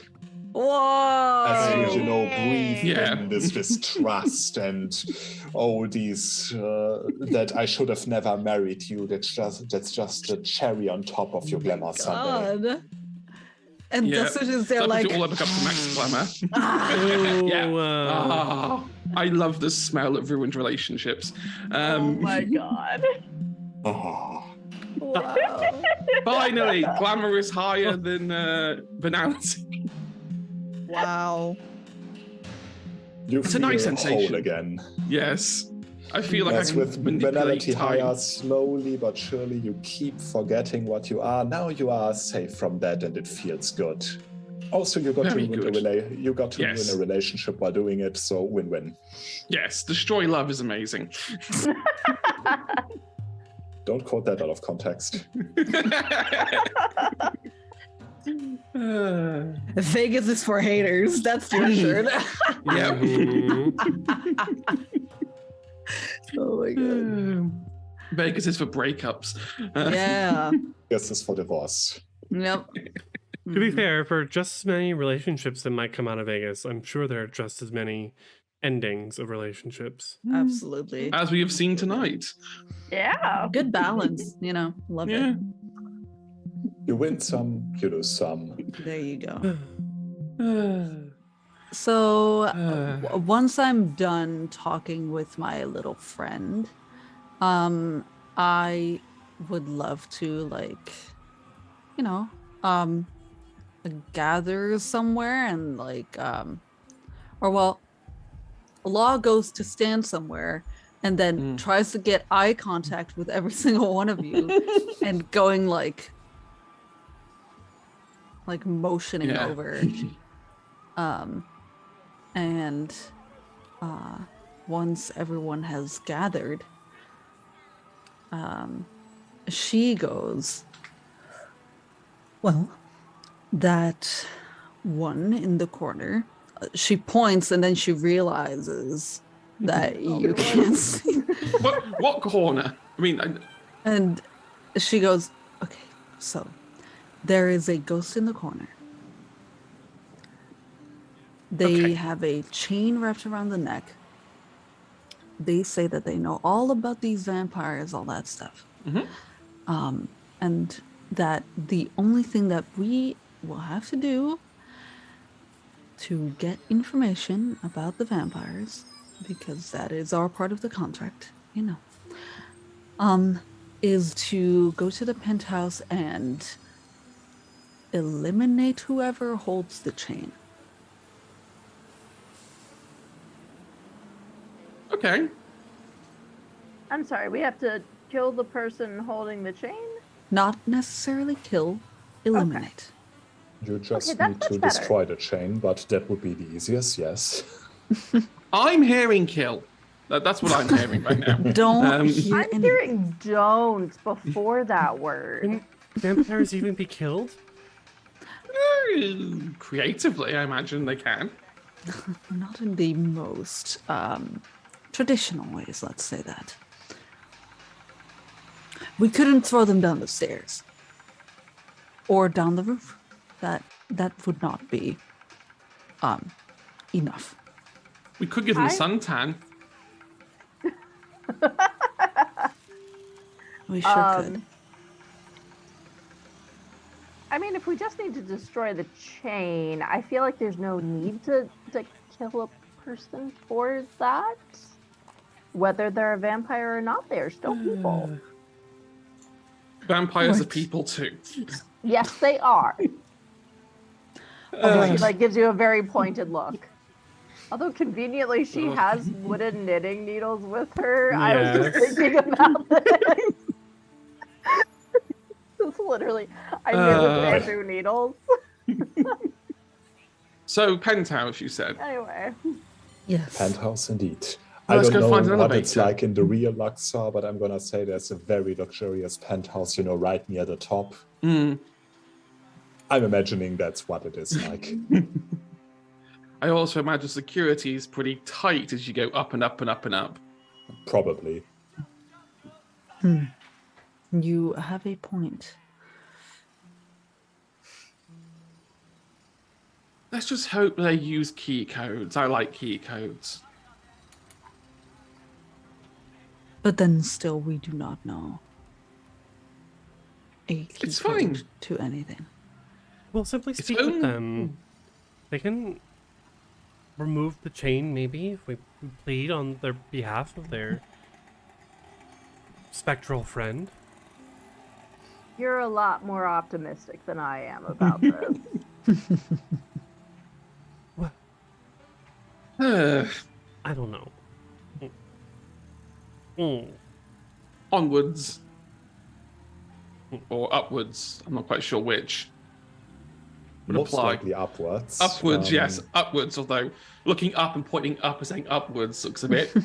Yeah. You are pointing at the ceiling, which shows, some carvings of Egyptian gods doing Egyptian god stuff, illuminated by LEDs. Because Cleopatra was famous for inventing LEDs. True. Okay, sure. Look, if you're going to go authentic, go authentic. Don't half out it. She's just gonna motion for you to come down to her level. You know what's coming. Come here.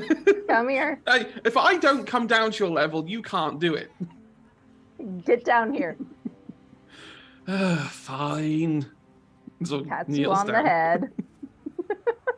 My God. I'm It's exhausted.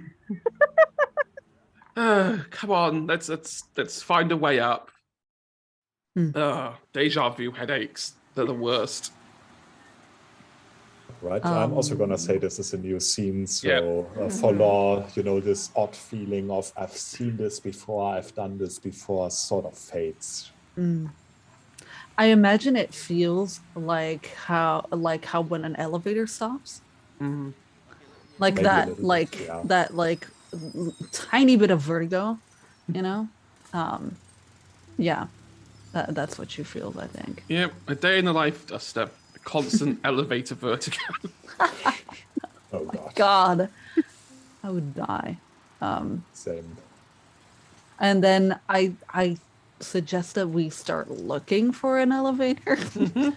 Talking about elevators. Finding an elevator isn't that hard. It's very much, advertised where they are. If you go inside one of the elevators, of course they are, large and roomy and they move almost without a hitch. You will see that the upper floors are secured with a lock.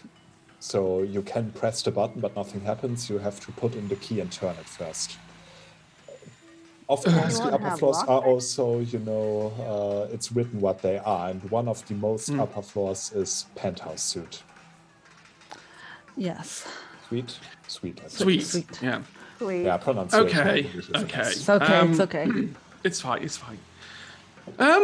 Hold the elevator. I'll go get a key. I think Duster's going to walk back out. And is there anyone here gambling that looks like they would live in a penthouse? High or low? Low. Let's see if you're lucky. Let's roll the dice. Yes, there's one person there who is currently busy with one of the slot machines, who looks like, she is wearing a very fashionable blazer, which has to be tailor-made. Nothing suits you that well, right off the bat. She also wears, Rolex, a bit on the older side, salt and pepper hair and all that, but very much in shape. She looks like she has the money and the connections to get a penthouse suit. Awesome. Sorry. I think Duster's going to walk up to her and pat her on the back and give her a bit of a hug, going, "Hey," and go, "Oh, sorry, wrong person. I thought you were somebody else." As he's doing that and putting his hand around her blazer, he's going to try and pickpocket her and see if he can find a key and pull it out. Right. Then roll dexterity larceny. Okay, that's 1, 2, 3, 4, 5, 6, 7, 8. I also have steady hands and dexterity and pickpocketing and larceny, so That's fair enough. if there's one thing this is his true specialty, is pickpocketing people. Let's go then. Difficulty? Let's say 6. Let's go for 1, 2, 3 7s, 2 10s, so 7 successes. Nice. You managed to steal 1 key card and some keys, on a key ring. Yeah. And she, pushes you back a little bit. I'm gonna call security if you do that again. No, sorry. From behind you look like my fiance. Sorry. She raises both of her eyebrows, evidently disbelief. It's a special relationship. Anyway, I'll leave it to you, slot machines. And she's going to walk away very, very quickly and go back to the elevator. So I'll be there with the door. I think he's gonna showboat. He's gonna lean up against the door like that, just waggling the key to the elevator in his finger. While the woman is watching, or no, he's moved away from her. He's back towards the elevator door. So only you guys can sort of see the key dangling off his finger. Do you know which one it goes to? Well, I imagine in order to keep things simple, they probably have one generic key that lets you go to all the penthouse floors, and then each penthouse has its own separate key. So one lock at a time. Okay. I think I'm going to try the key for the penthouse on the elevator. All right. You try out 1, 2, 3 keys. The 4th and last one actually gets in and turns, and you can press the button for penthouse. See, there we go. Lucky shot. It is Vegas. The right person. Vegas, baby. You're not wrong. Well, with that, you drive up and up and up. It actually takes a while. Evidently, comfort is more important in that case than speed. But after a while, the doors open and you actually are not in the penthouse, but you are in a small, I don't know the English word for it, I'm afraid, a small room corridor in front of it. Sorry? Corridor? Atrium? Yeah, more like or foyer. Foyer, yeah. Yeah, foyer. Foyer. With several doors. So apparently there are multiple penthouses. Makes sense. You see a total of 6 doors, which are named after Egyptian gods. One of them is slightly open, and you can see someone who's about to go out. He talks to someone. They are in the, let's say, Seth suit. And he just says, yeah, I'm just gonna be down, piss away the few tokens we got, then I'm gonna be back. Yeah, right. And he closes the door, looks at you, looks at Myrna especially. Everyone else might look like they belong here, but Myrna. But then he decides, well, none of his business, and he goes towards the elevator. I think as we come out and Myrna's being looked at, I think Duster's going to wait for the guy to get into the elevator and go down and go, okay, this could be dangerous. Deep breath, everyone, please. And he's going to spend one of his lovely relationship-breaking glamour to give deja vu to everyone this time. Oh. All right. There we go. So you want to expand it with scene, it would be, I think. Yeah, it's got 3 in scene. All right, just let me see. Sorry? Yeah, that's enough. Do you want to perform a bunk? No, he's going to do this raw. Screw it. I've got 7 dice. I should be able to get a just for success your out of it. information, using scene with it to incorporate more people. Oh, it would makes it more mean that difficult, the doesn't it? difficulty would be Yeah. 9. Okay, in that case, yeah, he's going to do his I'm guessing there's no clock here either, because why would you have a clock in a penthouse area? I think I'm also gonna say you have done the same trick twice already, and the times, bank always has to be a bit out of the ordinary. So... Yeah, I think. Bugger. How am I going to think? He's gonna walk backwards. I think he's gonna like moonwalk almost across the atrium. Atrium, that's the word. Atrium, yeah. Thank you. To try and he's even moving his hands backwards as well as if he's going backwards in time. All right. He could also say, something like "watch out" backwards or something. Yeah. Moonwalking's cooler though. It is also riskier because if someone walks out and sees you walking backwards, doing a small little moonwalk. Yeah. All right. In that case, let's say difficulty 8. Difficulty 8. Okay, here we go. So that's doesn't pass, doesn't pass, doesn't. So that's 3 successes. All right. In that case, all of you get this strange feeling like you've already been here before. You recognize this. You sort of, what's gonna happen next in a very vague way. It's a very, very odd feeling and very disorienting. It's like a dream. Yes, welcome to my world.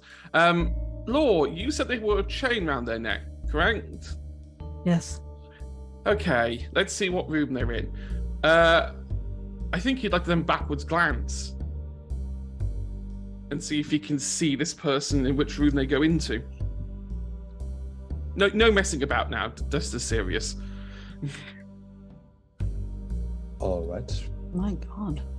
You might certainly try. Actually, I may be able to do something that's not as drastic as manipulating time and space, Tester. Well, if you want to give it a go. We're looking for a chain worn around a neck, correct? Most likely the person who holds it doesn't have theirs around the neck, but a chain, yes. Then I will use Soothsay 2 and Prop 2 to create a wisp that will guide us to the chain. And presumably it'll just go straight to the room that it is, if it's up here. All right. In that case, do you want to perform a little bunk to make it a bit easier? No. We're getting a -4 with Deja Vu? -3. -3? Yeah. Maybe he'll hold his hands out and you can see the glamour begin to charge in his hands as he sort of holds them up like this, eyes closed, looking upwards, hood over his head. It's okay, a little bunk. As he says, "Spirit guides of the dreaming, please take us to where this vampiric chainer? Bonder? Words fail me. Master. Wait, what? Whatever. This vampiric master lies. And then, so with 2 dots, a wisp appears, a ball of warm light. Don't forget, I have the flaw cleared mists, so if any mortals see this, anyone can see this, essentially. Pretty much. Yep. I'm also gonna say this constitutes as a bunk because it's odd that someone would do that, and it reminds people of soothsaying. Right. So originally the difficulty would be 8 + 1 because the target has high banality, so 9 - 4. So difficulty 5, if you please. Oh, I only have. Oh, I'm rolling all of my soothsay, so that's 5 dice. Plus the lowest realm involved, which in that case would be prop. Oh, I only have 1 dot in prop. That should be enough, though. Well, anything that is commonly worn. Yeah, I'll allow it just as an edge case. We can pop up the difficulty to 6 then, maybe. All right, fair compromise. I'm not a forever GM. I'm an often GM, so I do understand. Difficulty 6. 3 successes. Not 3 sixes, but Right. successes. In that looking case, for the yeah, a wordplay. small, warm, glowing ball of light appears, flickers a little bit, and then moves towards the Sobek suit and goes through the door. The Sovak? Sobek, which is the Egyptian god of, I believe, water and crocodiles. Oh. Yes. He looks like Who a would- crocodile. Who would Sweet. have a god of crocodiles? Well, that's the one. And if it goes through the door, then whoever is on the other side will also see a ball of warm light float in. So I've just Yep. announced our presence, but whatever. Ah, And he'll go to the door and just knock on it. hide. I think Duster's going to go and hide in the corner so he's not seen with. Wow. Coward. Let's go. So you knock on the door. Yeah. Doesn't take long, and someone opens. You are a little bit reminded, Duster, of the nice gentleman in Treasure Island who, tried to talk you into just leaving quietly. He's similarly built, but he doesn't wear a suit and sunglasses, but rather lax attire, t-shirt, cargo shorts. But make no mistake, he's also built like a fridge. Yeah, what do you want? Hello, my friends and I are looking for the kindred who operate in this casino. What the? He looks around. Are you fucking insane? No. Don't just Debatable. don't talk. Have you?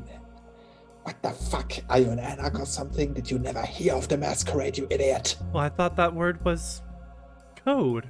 Shut the fuck up and get in. Come on, everyone. I hope it's okay that I swear on this because Absolutely. It's 18 plus. It's pre-watershed. It's post-watershed. With Come on, everyone. I didn't think I was being so obvious, but I mean, yeah. Okay, let's do this. There goes the element of surprise. Yeah, you get into the penthouse. You must say, whatever the price, it's most likely worth it. It's very, almost regal. This must be what an Egyptian pharaoh felt like if they had a mini fridge, an accommodating bar, and a stunning view of Las Vegas. Is my ball in here? My light ball? Yep, it's levitating. You can just see it out of the corner of your eye. It levitates into what seems to be the bedroom.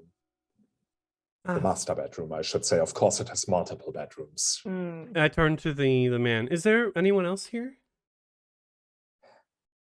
You'll see soon enough. And he Dun, walks dun. off. Oh. You are free, apparently, to sit in the living room, which has, a large table, as I said, stunning view over Las Vegas, flat screen TV, house bar, everything a pharaoh could want.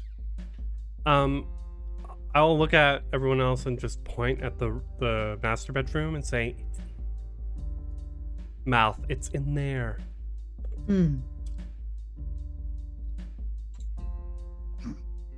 If someone wants to sneak in. So, I'm happy to wander over that way. Also, I just wanted to point out, because I forgot that this is a thing, I have no clue how to pronounce it. Eidetic memory. Yep. So yeah, so I'm able to remember in perfect detail all the things, even if it's just for a short period of time. But I would like to just look in, if I can, open the door, just glance in. I also have night sight if the room is dark.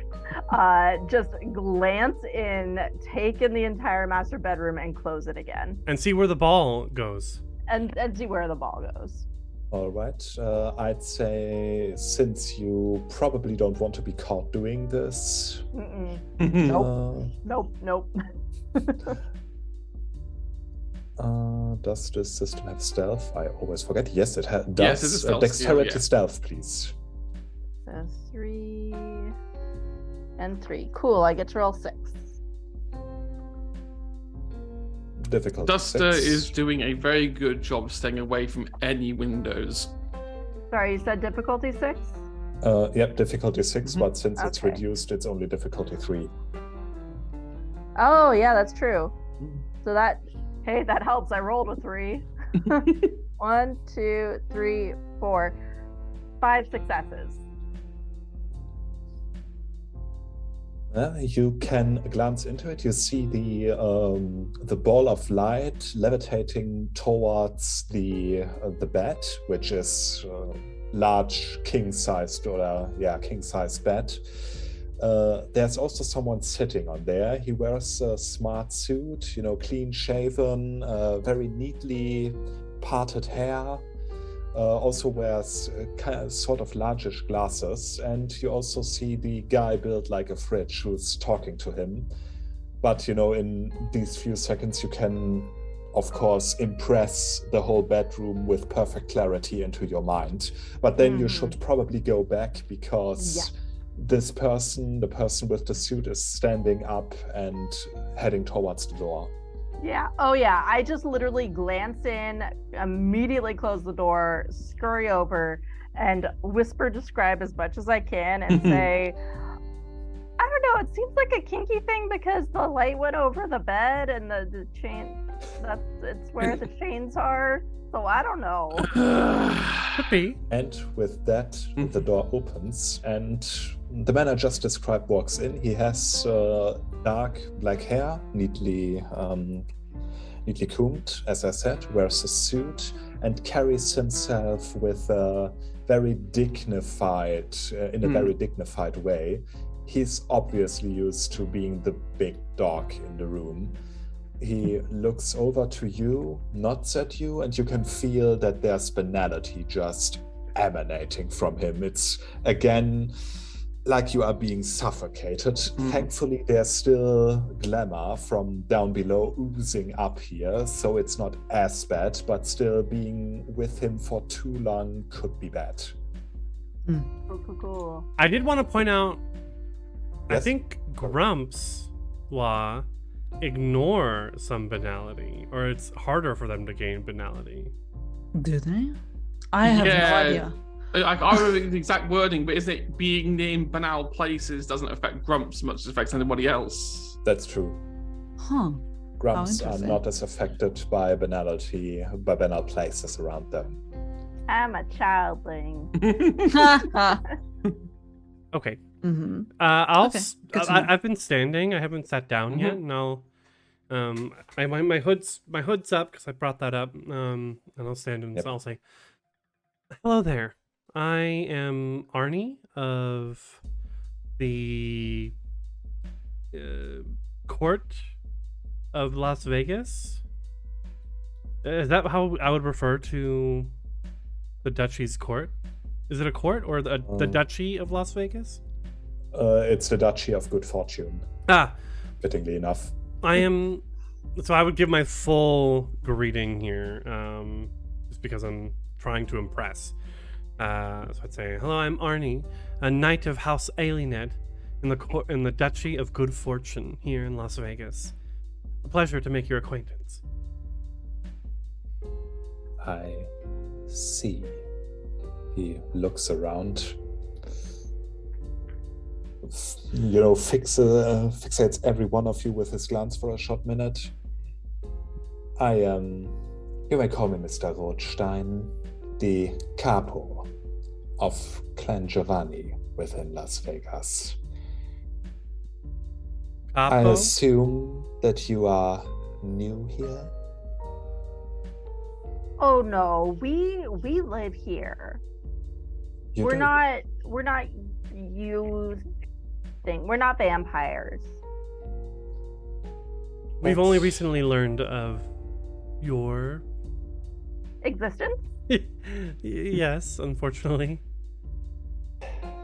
He takes a short breath, breathes in and out, which is as much a statement as anything. You don't have to breathe anymore.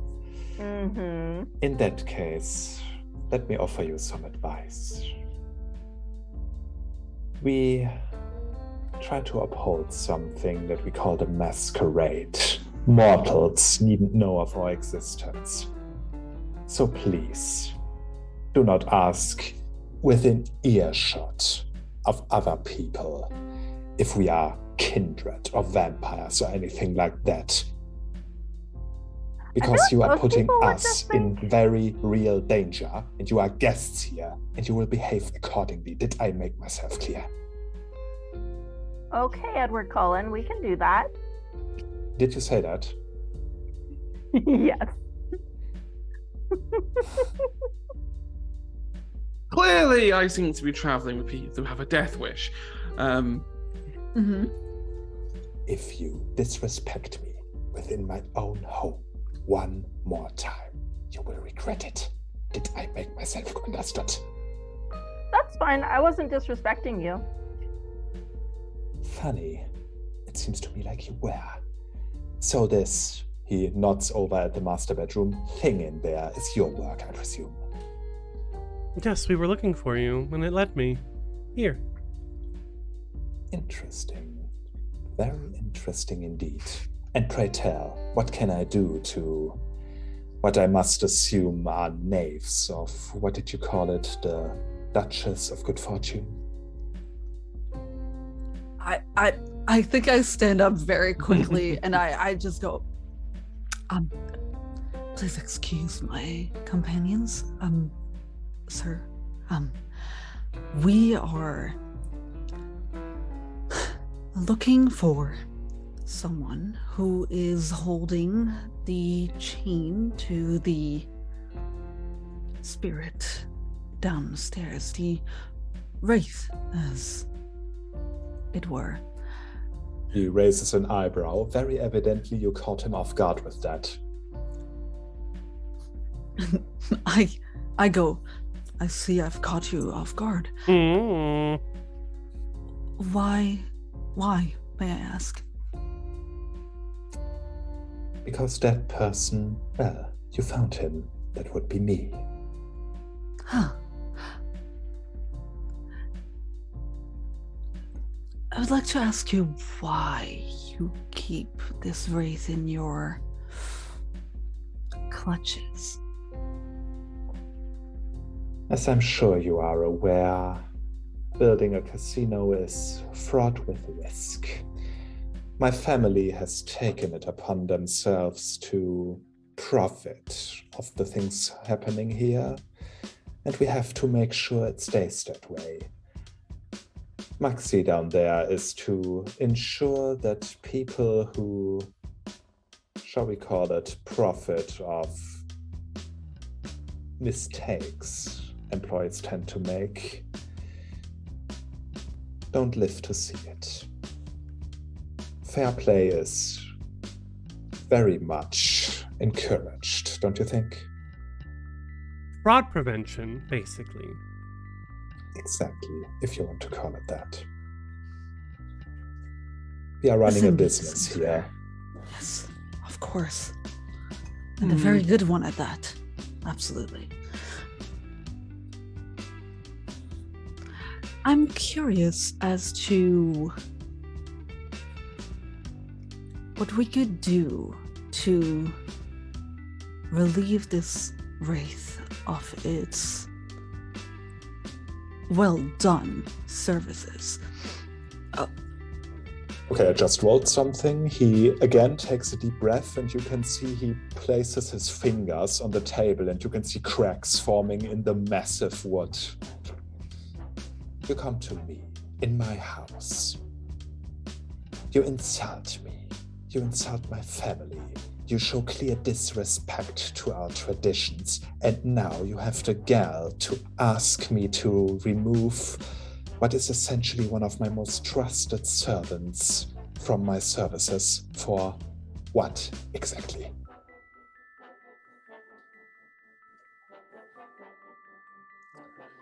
Well, we would very much like to take, or I would very much like to take him off your hands.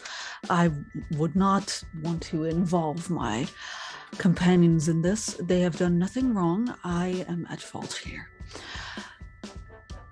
And she raises her voice, which is very hard, because she cannot speak louder than a whisper. However, the whisper just gets more airy. It's not that she raises her voice in a angry way. It's in a way that she would like to be heard. And she goes, I understand completely that we have done several things wrong while we were coming in here. However, I do think that maybe we should be awarded a reintroduction. I am Law. I am not of any... Well, I am of an unseelie court, as you would say. I am what we call a slua in our world. And I, much as you like the darkness and shadows, I think we could come to an agreement here instead of just taking him from you. Maybe a contract, perhaps, how we could be of more use to this establishment of yours, while also relieving one of your best workers of his duties. Very well. Let's talk. I am willing to relieve Maxi from his, shall we call it, services. But in exchange, I trust that the Duchy of Good Fortune is established within this city and has connections that might prove useful. I wish to make use of them.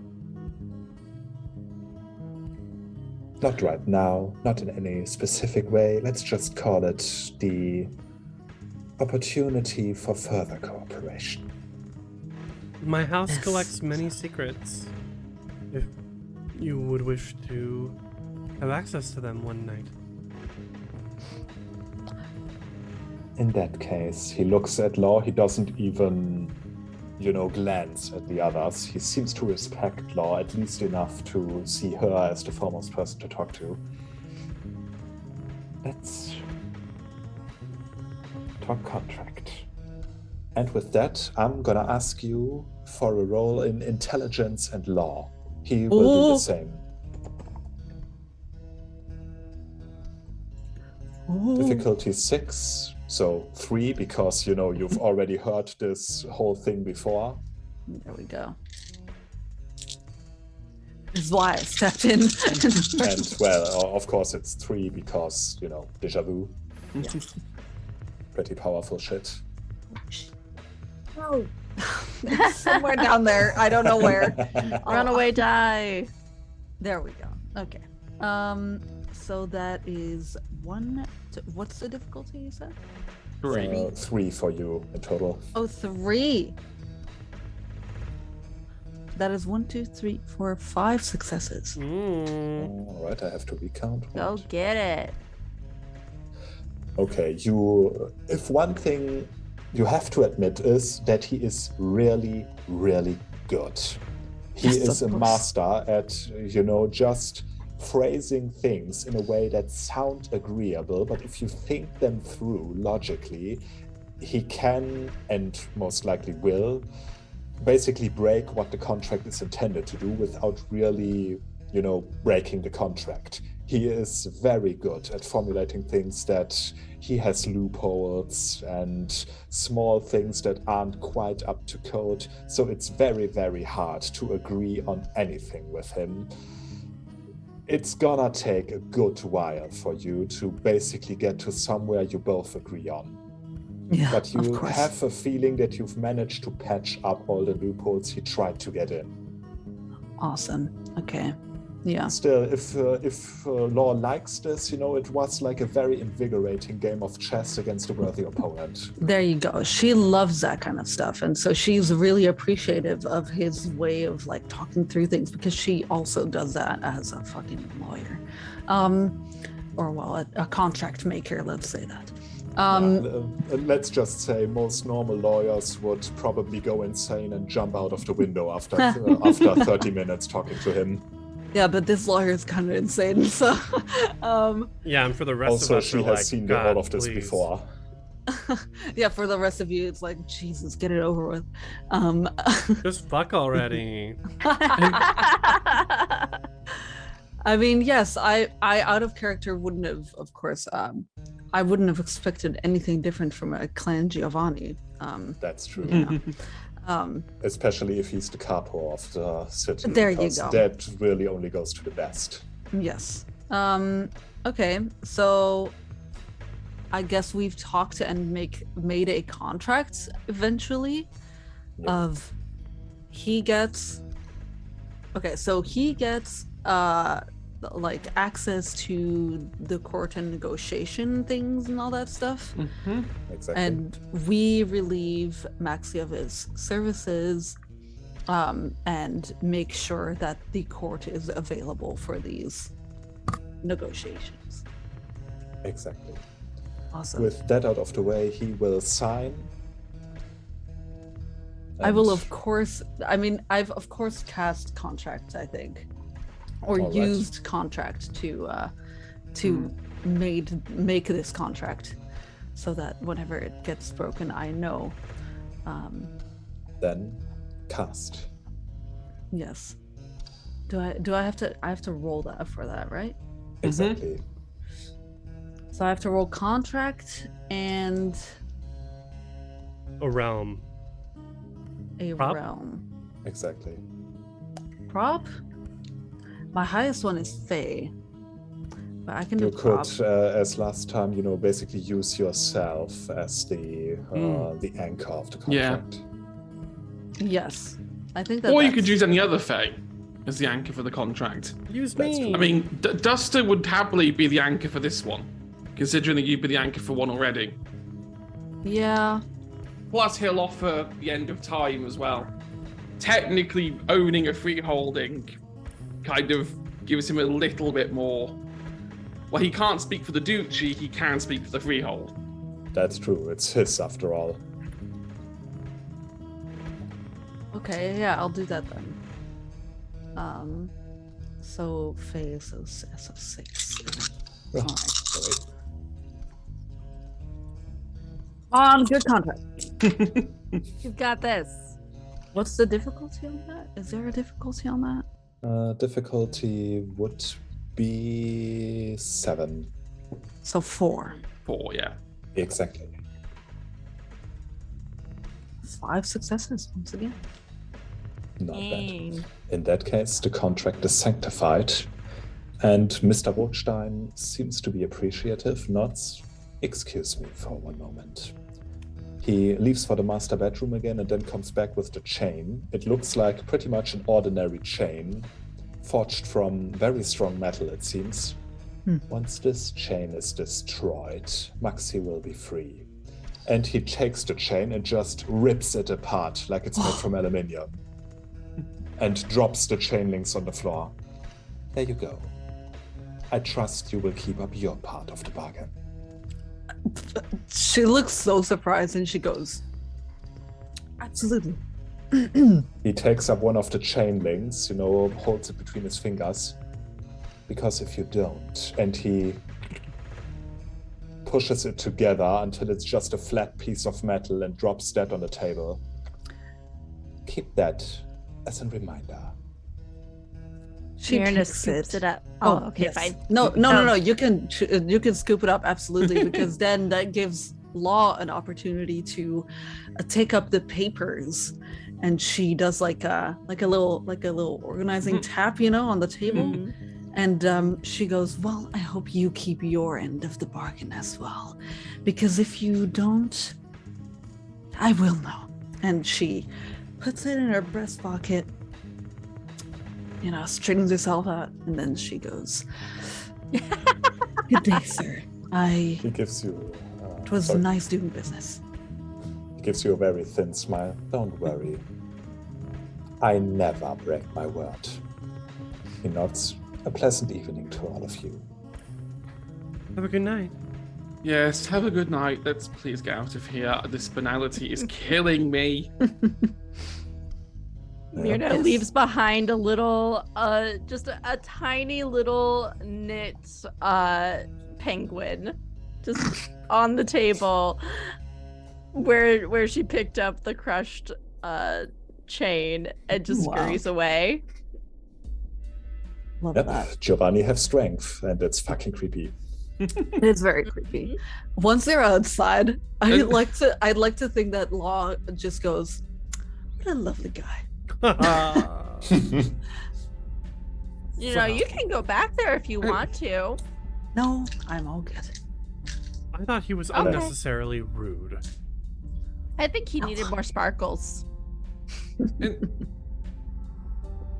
Can I read that? And I think like Duster's just like, can I see what you've actually agreed to? Well, what have I actually been bound to here? She takes it out and she hands it over to you. Of course. It's like I have a feeling we may have negotiated something we don't have permission to negotiate. Well, we'll deal with the consequences of that later. You mean I'll deal with the consequences of this later? And No, fine. Buster, we're in this together. After what It's we went fine. through in the dreaming, I trust the three of you with not only my life, but the life of my mentors as well. It's fine. It's fine. I think he just hands the papers back. It's like, I don't like.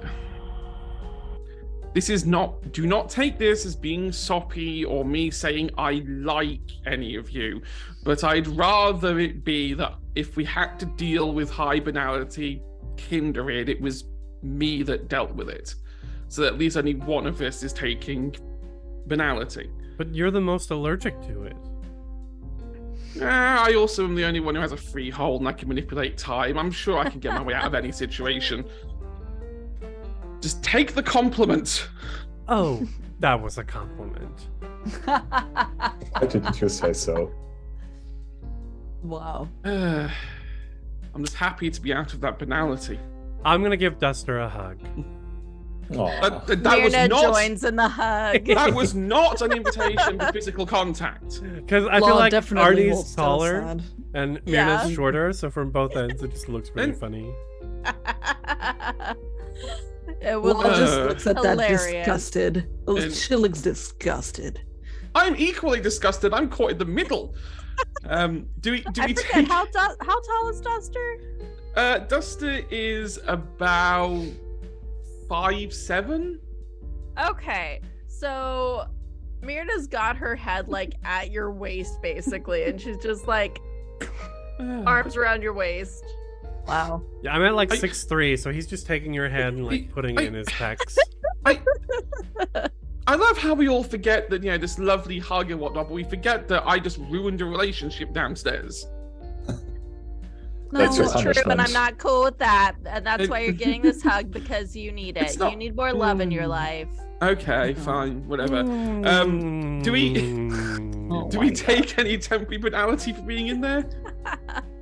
I'm gonna say no, simply because it cancels out with the glamour seeping up from upstairs. Fair enough. Lovely. In that Also, case, it's I think easier. Yeah, I think that very quickly, Duster's gonna pull his phone out and have that number that we saved from before, and just send a text message with like the name and the clan details of like everyone that he heard while he was in there. Perfect. Good idea. And 'Cause- Myrna peeks over and like adds some little details because, of course, she remembers everything. Yeah, The room Yep. with the secret stuff. yeah. So I'm pretty Mhm. sure our Exactly. contract was to find out information, and that's information. So we have Exactly. technically upheld our end of the contract. Technically. If you want to see it like that, you Mhm. certainly do. Now let's go downstairs quick to Yes. to Maxie. Maxie. Yes. All right. He's still there, but the chain around his neck is missing, and as you get closer to him, Law, he approaches you and nods. Well, you upheld your part. So, what do you want to know? Well, I would like to know more about the Kindred in these casinos. What, you want a list? Why not? All right. Suffice to say, I don't have names for all of them, but of course he's gonna give you the full name of Mr. Rothstein. He's named Shlomo Rothstein. There's a lot more. Most of them are named Rothstein. About four. One is called Putanesca. Francesco Putanesca. The others are all Rothsteins. It's a family. I mean, Indeed. Budanesca. Okay. I mean, the Giovanni clan is one family. So And everything So they're stays within the family. inbred? Okay. they're kindred who make their family kindred. It's like the Habsburgers. It's Worse.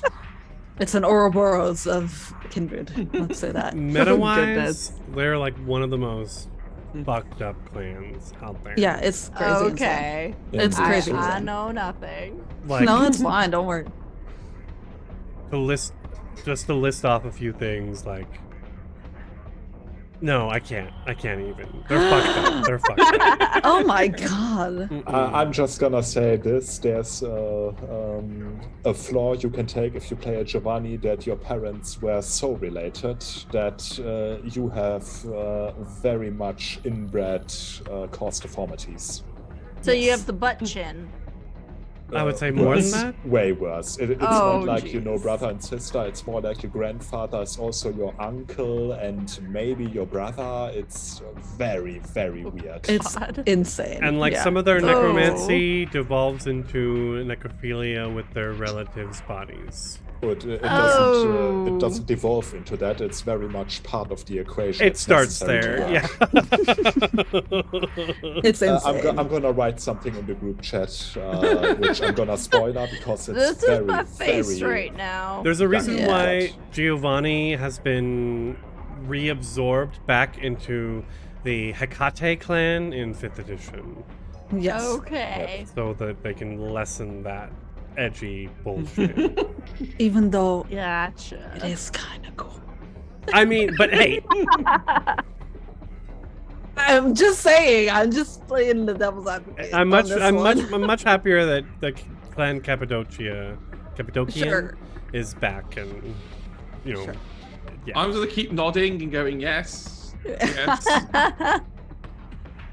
Anyway, Moving on. yeah. I, So we get I a good old enjoyed list. needling him, and I did not know anything about Clan Giovanni, so it was kind of perfect because Mirna doesn't either. Yeah, exactly.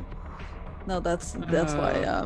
I mean, look, Law doesn't know anything about vampires either. However, she can sense when a businessman is a businessman.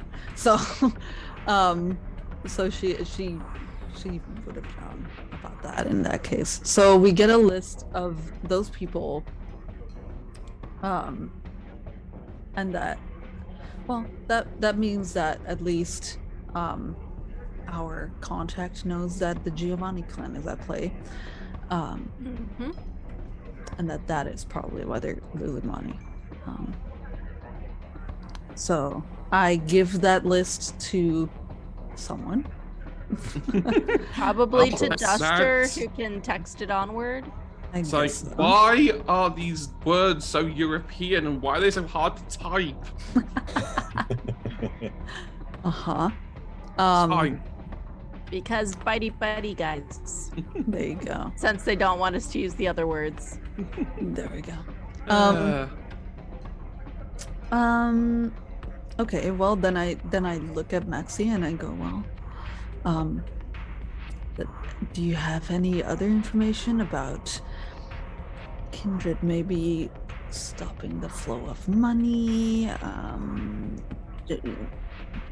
Think about cheating, all that stuff, you know, like like cheating, like out of the normal sense, of course, like a casino is supposed He to. shakes his head. I don't know nothing. I'm just here to watch over stuff.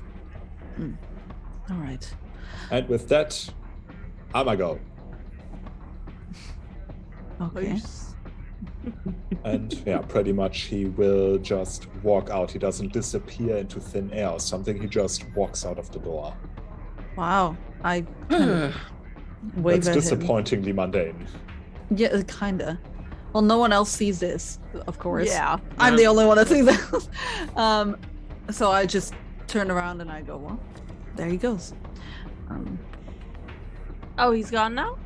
Yes, he has walked out. I He, expected something better.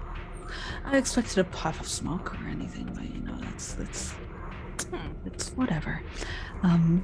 We did what I did what I came here to do. We have a list of names, and next is New York, New York. No, Technically, I mean, there might be more vampires at play, but at the very least, we can examine and see what's going on with the glamour there. yes, I think Sounds so like too. a good plan to me. That's true. And after, let's call it, forging a contract with one of the local vampires, they are now en route to the last casino on their list, the New York, New York. What can you say about New York, New York? It's, well, basically it's a little theme park styled around New York. Looks like the streets of New York if they were a lot smaller. A lot more clean, I'd imagine, and a lot more slot machines everywhere. To those who already have been in New York, it's kind of uncanny because, you know, it looks like the streets you know, but not really. It's very weird. Then again, I don't know if any of your characters have been to New York. I'd imagine Law would have, maybe once for a record deal. It's possible. Arnie's from Nah. the East Coast, so from the Boston area, but that's not far off. Boston. I will say, Me and her. as a person who has been to both in real life, it's totally weird. Like, you can tell they It's an tried to uncanny make it look valley, like New York, but it's also not anything like it, but also kind of like it. So it's kind of the uncanny valley of New York. Interesting. It's weird. Weird. Yeah. Weird. Like, I've all of I've Las only been Vegas to is actual weird. New York, not New York, New York. weird. The Weird. thing. Okay. I believe you. Well, and with that, do you also want to locate the glamour situation in there? Yes. Yes, yes, Please, my little please. glamour detectors, please. Perception canning, if you will. Difficulty 7. Sorry, what was it Also, again? Perception and what? Perception canning, difficulty Canning. 7. Deja vu has run out, I'm afraid. Oh, yeah. Yes. I figured. However, the song Deja Vu by Beyonce never runs out. Deja vu. What was the I've been in this difficulty? place before. 7. Okay, I did not succeed. No Oh, failures, but no successes. I had one success that was canceled out by a failure. Ah. Okay. I will give it a shot with my 4. All right. I'm not very like Dust has to really concentrate to see this kind of stuff. The background's trying to eat me. That's 2 successes. That's 2 more than none. Yeah. That's better than we had. That's true. You can see glamour seems actually to be flowing here. No problem here. So whatever problems there are in New York, they are more of interest to the vampires of the city. Question is if you want to still go after them. But glamour-wise, New York seems to be okay. Okay, I think we're good here. I think Dust is like trying to think. Let's just turn around and go. This isn't our problem. But then I suppose we did sign a contract. Exactly. We should at least investigate. I would like to try and do a little scanning of ghosts once more. All right. So, oh god, it's perception and what again? Kenning to see the Perception alertness. perception alertness to see. No, sorry, that's for ghosts. So yeah, Canning, difficulty 7. Sorry. Okay. Well, there's here's one die. Let's go get him. Nope. 3. Well, either Even there deja are no vu wouldn't ghosts have helped. here, or Spend a willpower? I have 2 willpower spent already. What happens when you run out of willpower? You don't die, right? I mean, you don't die, but basically you are in a slump. You cannot really. Basically, you have depression. You cannot really get yourself to do anything. all right. So passing the 3 threshold wouldn't be bad. I'll do it. Fuck it. I'll spend a willpower. Who cares? Make rash decisions. All right. In that case, sadly, there are no wraith spirits, ghosts, or anything of that nature around here. And what was it to detect? Like, what is the alertness for? Alertness is for seeing through illusions. Illusory magic, that is. Can I try that out? You might. So there's that's any of that. perception alertness, also difficulty 7. At least I have 2 dice for this. Oh, a 9 and a 10. Hey. Hey, well, you focus on seeing through illusions and nothing changes. So everything is as it seems here. This really is what it looks like. Something that looks like, but not quite like, New York. I think Yeah, I mean, we- it is an illusion of New York, that's for mean- sure. Dice are not edible. Ow. maybe we need to, I don't know, get their attention. Is there a stage here? I'm gonna say yes. I mean, New York does have the Broadway, right? I'm Yeah. not Yes. guessing that. This is So I bet there's some, stage where you can sing karaoke and do your favorite Broadway dance. Oh, right. This is perfect. Duster is gonna go over there, and in my head, I imagine there's like a brass band there, and he just sort of runs up to them and like mutters something, and then runs up onto the stage to try and get everyone's attention, and kind of, again, it's his peacock aficionado. He can't let it go that back in the blue moon that what's his face, Frankie was so good at singing. So Duster's going to have a go, and he's going to try and since this is New York, try and sing the Sinatra theme from New York, New York. New York, New York. Well, then let's go with a charisma performance, if you please. Charisma Difficulty performance. of 6, let's say. 6. Okay. Can I maybe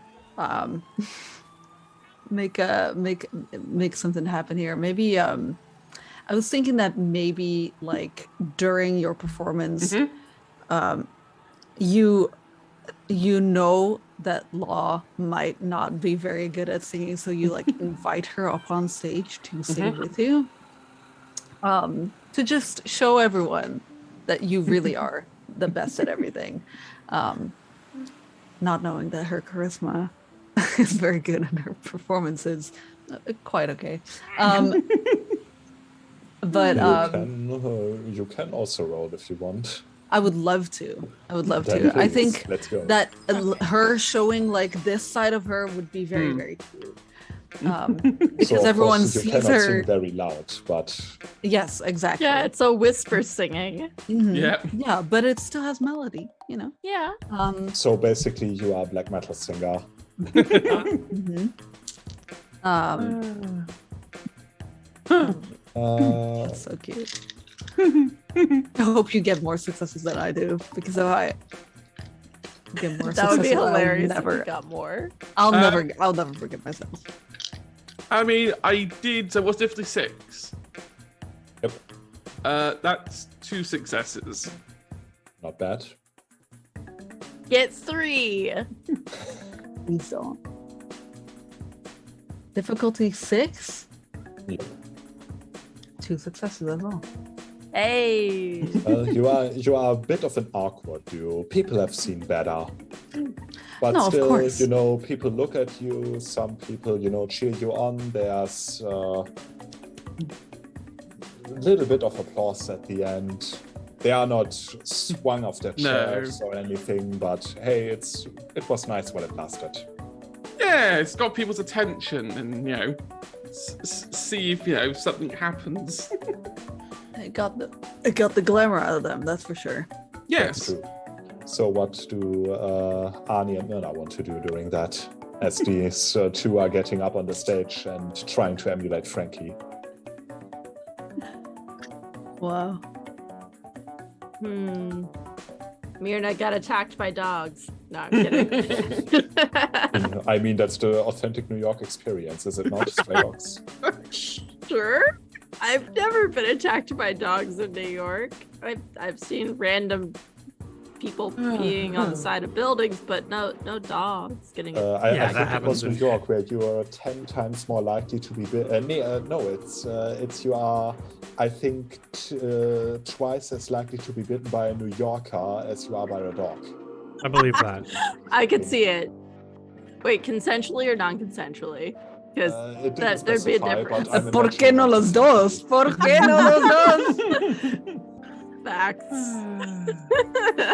I think Arnie's just enjoying himself. The glamour seems to be flowing here fairly well. Everyone's in good spirits. Let's enjoy ourselves for the moment, and then we can maybe call it a night after that. All right. In that case, Arnie, since you are there, looking good, give me an appearance roll. Just your appearance. Let's say difficulty 6. Difficulty 6. Yep. 1 success. All right. Just as the performance draws to a close, one of the croupiers, you can recognize him by the fact that he's wearing, the croupier uniform, which looks a bit New Yorker-ish, actually walks up to you and somewhat awkwardly tries to make conversation. Apparently he's on his lunch break and has seen you, and you seem to have stricken his fancy. I've been here before. So he'll kind of look up at him and be chatting. Not really, just enjoying himself, enjoying the attention. And might get his number later. Before he asks for his number though, he's like, so what are you passionate about? He wants to know, is this a potential dreamer in his life? He begins to tell you that actually he has the dream of writing the next big American novel. Currently, he's in the planning stages. His idea is to write about, they say, write about what you know. It's writing about someone who works at a casino and just, exists alongside it. The idea, as he tells it, is he doesn't tell his story because he hasn't got one, but he tells the story of the people he interacts with, what they lose, what they win. He seems very passionate about this, actually. Then here's my number. Let's talk about your book sometime. Oh, I would love to. And he looks at his watch and, sorry, I have to get back, but I'll call you, promise. Toodaloo. He blushes a little bit and then he's off. And Myrna is just meandering through, trying to suss out if anything's suspicious. Like, it's kind of her MO. If she sees anyone who she thinks needs a little boost of happiness, she has like so many just random little things that she's knit that she will just like hand out as little gifts to everyone. I think that you need this. It's speaking to me. You brighten up some people's days, at least. As do, of course, Law and Duster. Afterwards, you get a nice round of applause. And then people get back to what it was they were doing before, or what they have been doing while you were singing. Law gets off stage with Duster and she goes, "That was stupid." It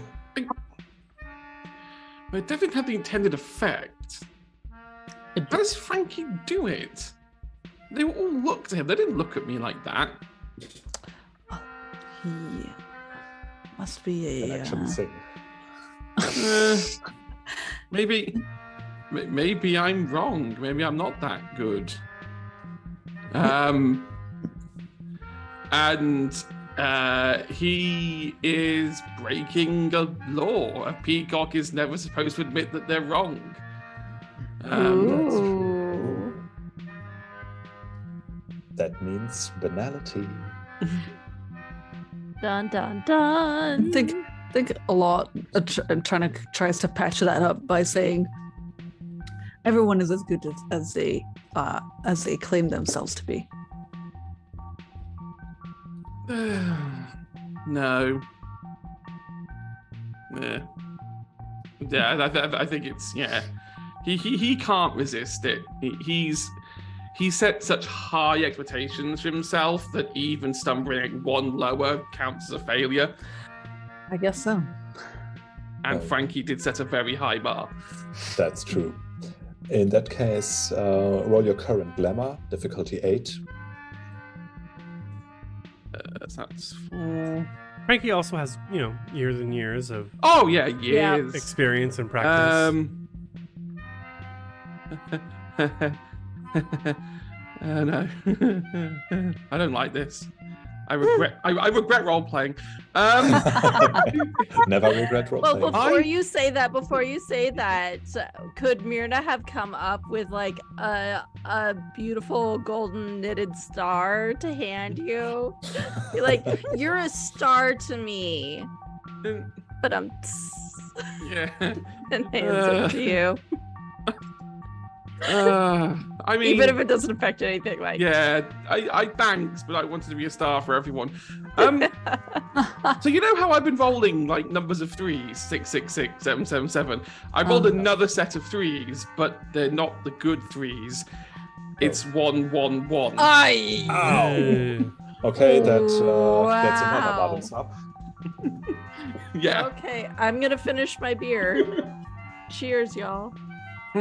So we just realized it must have been out of screen.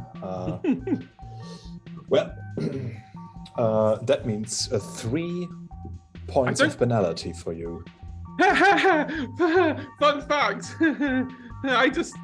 I get double. So I get 6 points of banality. Ouch.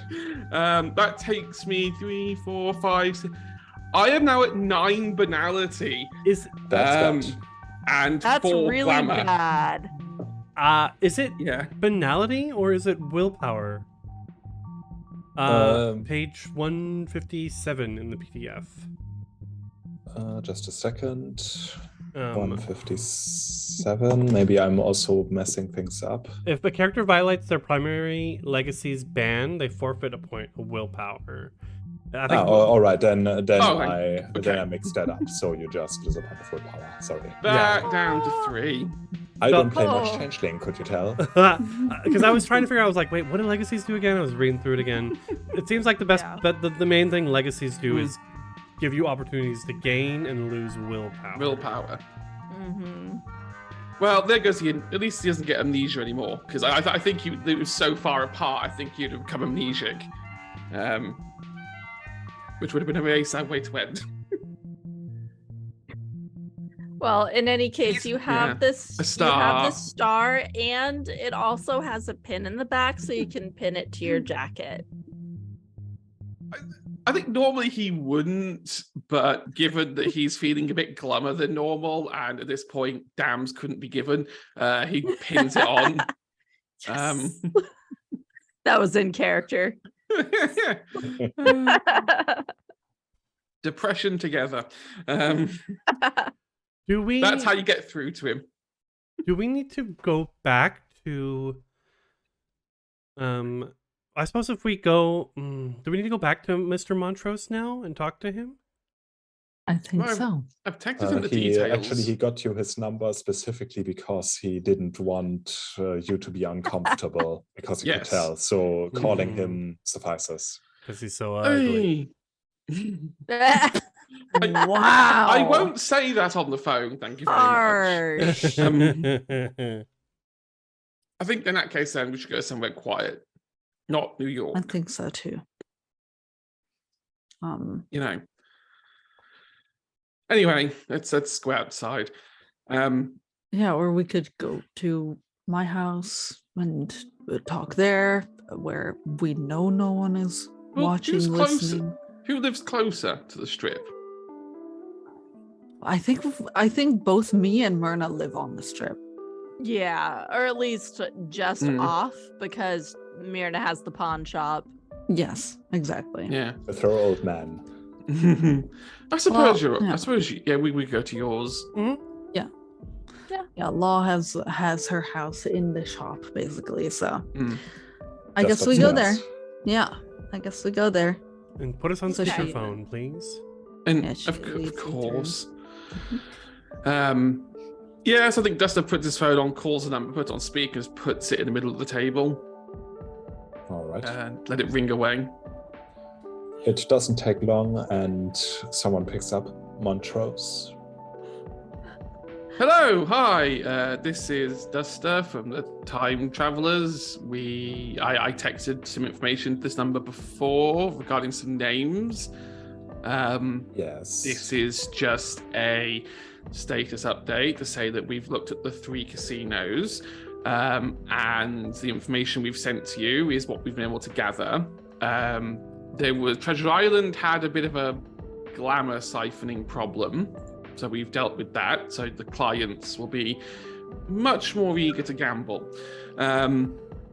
Luxor had the vampires et al. From the text messages, and New York seems fine. We can't see anything wrong with it except for the fact that it's possibly New York. Is you. And that people can't appreciate good singing. There you go. By the way, you're on speakerphone again. Thank you. Well, in that case, I thank you, and as promised, I will uphold my part of the bargain. I will talk to Prince Benedict, and we will loosen the restrictions regarding the winning rates in Las Vegas. At least for the casinos we have control over. That's all we can ask. There's no reason why we can't coexist. Well, in that case, it was a pleasure doing business with you, but with both our interests in mind, I hope this will be the last time for a good while that we will be talking. Here's hoping. I would I say think call it's again, but prudent no. to minimize our possible contact in the future. You will not reach me under this number anymore, I'm afraid. Goodbye. Goodbye. And Bye. he hangs up the phone. Well, I was a pleasant guy. I didn't get to use my Addams Family joke. What was your Addams Family joke? You can tell us. No, I was just gonna say that, that thing that he looked so horrible that he might as well be a thing for the Addams Family, but look, I mean, you triggered me when you said, you called that Giovanni dude Edward Cullen. I thought, well, if we're going to insult vampires, let's insult all the vampires. Equal opportunities insulters. I wasn't trying to insult him. I was trying to lighten the mood, but he just clearly didn't want to lighten the mood. It's fine. We got what we wanted, and the glamour should hopefully keep flowing, which means we won't turn banal, and Vegas continues to be the weird exception to a rule that it really shouldn't. That's pretty much all you could ask for. So Sounds about with that, you have fulfilled Duchess Ava Ador's order. Is there anything you would still like to do this very fine night? I'll go to her and tell her what we've been up to, and that we've made an agreement with some other vampire that he wants to negotiate things with you. Don't worry about it, okay? It's fine. It's cool. It's fine. Well, in that case, getting back to Caesar's palace, and of course back into Ava Ador's freehold, the Duchess actually awaits you there, or maybe she was just about to head out. At least she's standing in the middle room with the statue of the Roman Emperor, of the goddess Victoria, holding aloft the balefire. Again, Duchess Ava Ador is a truly beautiful woman, slender, elegant, but half her face is replaced by what seems to be a marble mask, with the division running down her face. As she sees you walking in, both her normal face and the marble mask seem to light up a little bit. I see you return, time travelers. I hope this means that you are the bearers of good news. I was Yes. like, oh, we're back in the freehold.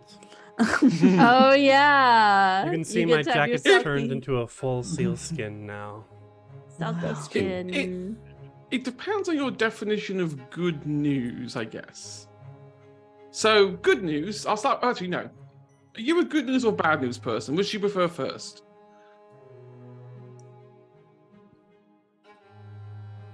Or should I just give it you? Tell you what, bad news first, because I want to see your reaction. We may or may not have entered a formal contract with a vampire family who may be extremely powerful, and we agreed to assist them with any requests they have, except we didn't say what requests, when requests, or why requests. So it really could be anything at any time. Now, don't worry, I don't know how, but I seem to have shouldered a lot of that, but that's fine. But they may also come asking for you as well. But the good news is the flow of glamour has been fully restored. Well, sometimes you do have to make a proverbial deal with the devil. I just hope that it doesn't cost us more than it was worth. I'm sure I'll find a way of making it not affect most people in Vegas. And In that of course, sorry. I was the maker of this contract, and of course I will be always available for further inquiries and help. I see. Very well. So, you have fulfilled what has been asked of you. She nods. In that case, I hereby acknowledge that you have fulfilled what you have sworn to fulfill, and you have my thanks. You have my gratitude, and let it be assured that Ava Ador never forgets a favor done neither to her nor her duchy. She actually does a short, respectful bow. I trust that in the future I might rely on you as well. I think Duster's recalling a part of the conversation with Frankie. about how she picked us because she thought we couldn't owe her to press her. Now knowing this, I think Duster is going to press her and be like, well, of course we'd be happy to help more, but I'm just going to say, I technically have a freehold in Vegas and I don't get treated around here like I should, and maybe I need a better balefire. Just saying. Nudge, nudge. I know I'm not a noble, and no one likes that, and I can do Kronos, and how dare a commoner do Kronos. But I will protect anyone. And I want that recognition. If you want to be recognized, and if you want not to be discouraged of your, as I am assured, vast knowledge of Kronos, have you ever thought of joining one of the houses? I am fairly certain that, for example, my house would be more than delighted to know you within its midst. As you know, House Dougal is the house of craftsmen. It is, but then that would go against everything I stand for. Pray tell, why would that be? Well, I just don't think it makes sense to have the Fey world ruled by duchies and kingdoms, and it's such a bad way of ruling things. I admit that the end of time isn't fantastic, and I may not be the best leader in the world, but commoner rule does seem significantly better than royal prerogative. And yet you still seek my approval. Well, baby steps. Let's admit it, I can't bring down the entire Duchy of Good Fortune, can I, on my own? So you are asking me to hand over power, influence, and other things to hand to you so you can one day usurp the very position I hold.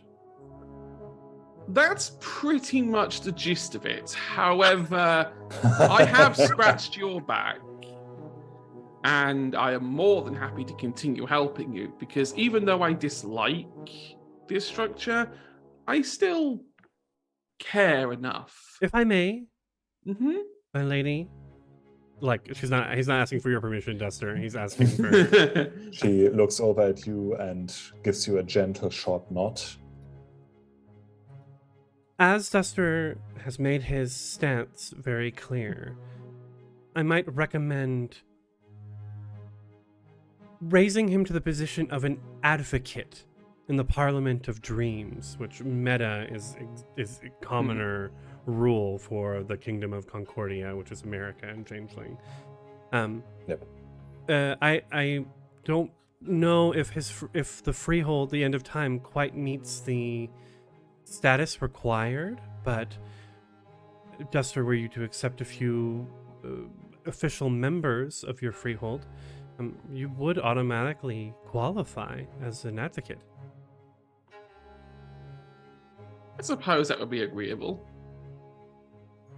Thus, the Duchy of Las Vegas, our Duchess here, is allowed to have to use the freehold's facilities, and you are given more of a voice in the governing of our nation.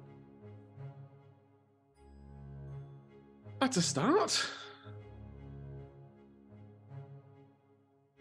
I mean, let's be clear. I'm not singing Les Miserables. It's fine. I'm not that kind of person, because ultimately that kind of reaction kills more Fae and causes more damage than is good. But people should be given a choice. If they want to live under that kind of rule, then that's fine. That's your choice. But alternatively, if they don't, there should be an alternative.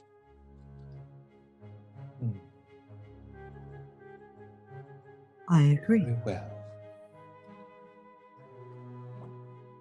I shall bring this to the attention of the other nobles who have a say in the matter, and I shall come back to you with what I hope will be an agreeable compromise for the both of us. If not for what you have done, then more so for what the Duchy of Good Fortune stands for.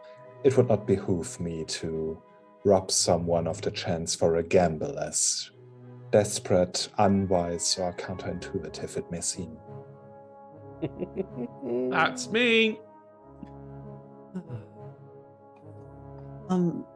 I will lean over to Duster and hand him my card. I go, if you ever need a lawyer. I think I'm gonna need one. I'm way past that. You did just basically threaten her. Look, he saw an advantage and said, look, she wanted us because she thought she could get away with getting nothing. And it's like, no, you are going to give something. Fair enough. I like that. I like that. You know? It's like, don't insult me by thinking you can use me and not, just because you think I'm the cheap option. Fair enough. In there. Yep. You will respect my authority. Oh. Well, but with that being said, will anyone else ask something of Duchess Ava Adore in return for what you have done for her?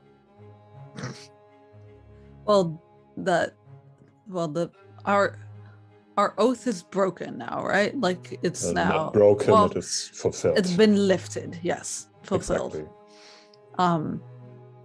Yes. Okay. Well, then I have nothing to ask. I ask that I may leave with my peace in hand. You may. Lovely. Well, I wait for other people who. I thank Duchess Adore for the opportunity to serve.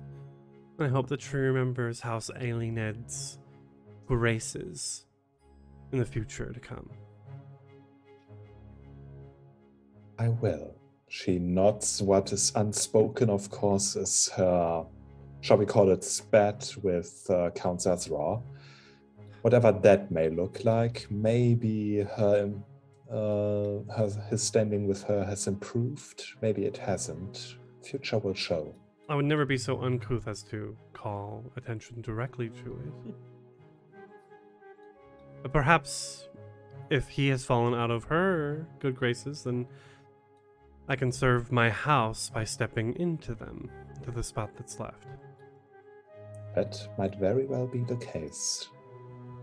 Everyone's going for the power grab, goddamn. Power grab or submission? Kinky. I get the feeling that both Samordam. ¿Por qué no los dos? Yeah, I think Duster and Arnie have very opposite ideas of what living should be like. Oh, Lord. So, with that being said, does any one of you have something else they want to do before this day, or rather night in Las Vegas, finds its end? Myrna is perfectly happy with what she has. She's a boggin. Sorry, I had to double check how to say the name. She's a boggin. She doesn't need much of anything. So she is perfectly chill. And a job well done is its own reward. Exactly. So, I don't know. She just is having a good time. Scattering about her little creations, hopefully inspiring other people to do good and create. That is her goal.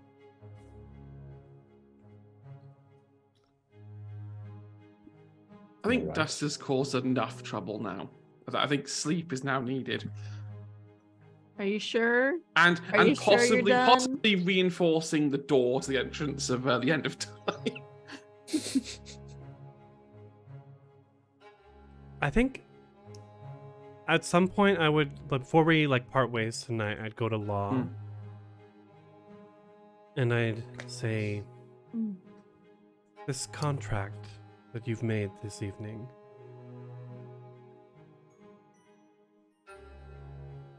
if I may, I would like to attempt to read its future and fate. For it concerns me. These beings that we've never seen before yesterday evening are dangerous. And we should have all the information at hand that we can gather.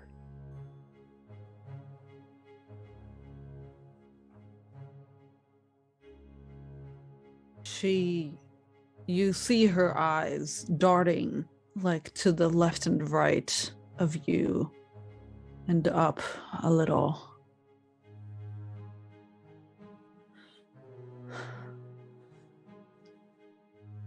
There is nothing in the contract that states that you cannot. Good. And she hands it over. So I would like to try and do the omen soothsay. All right. It's gonna be on Law. Or actually, is Duster the focus of this contract? Yes, he is. Okay, so I'll be using Fey Yes, 2 or Fey 1 since Duster's just Exactly. Fey 1 a because he's not a willful noble. commoner. But I have 2 points in Fey, so Hooray. we find a like a corner maybe, just Law and I, or the other two if you're around can also come, just so that we've got some privacy. Maybe there's like a nice fountain with some water. And he sort of holds the contract, but he's thinking about Duster, and on the other hand, he's spinning his finger in circles on the edge of the fountain. So there's like small little whirlpool forms almost. All right. And I'm then gonna his say eyes- that constitutes as a bunk, definitely. And then his eyes like turn white and his head shoots back because I've been watching Wednesday. Okay, here we go. Difficulty.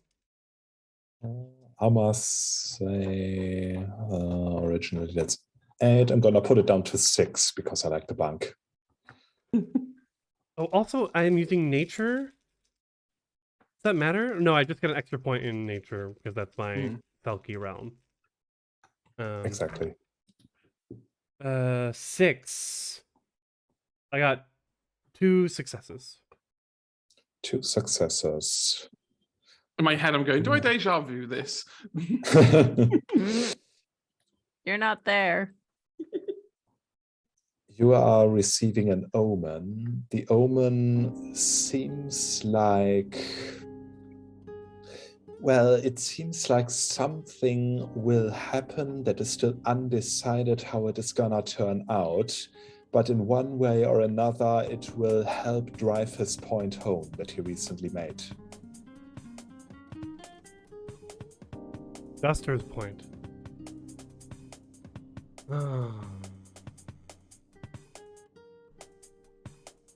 Well,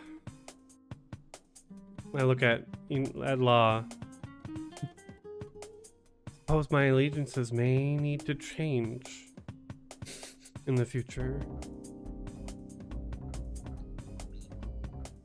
This could shift things in Duster's direction.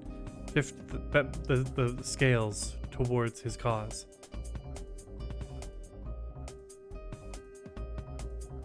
In one way or another. I take the contract and I go. It is good that I have aligned myself with no one. There are friends, Law. You're my friend as well. We're aligned together, whether you like it or not.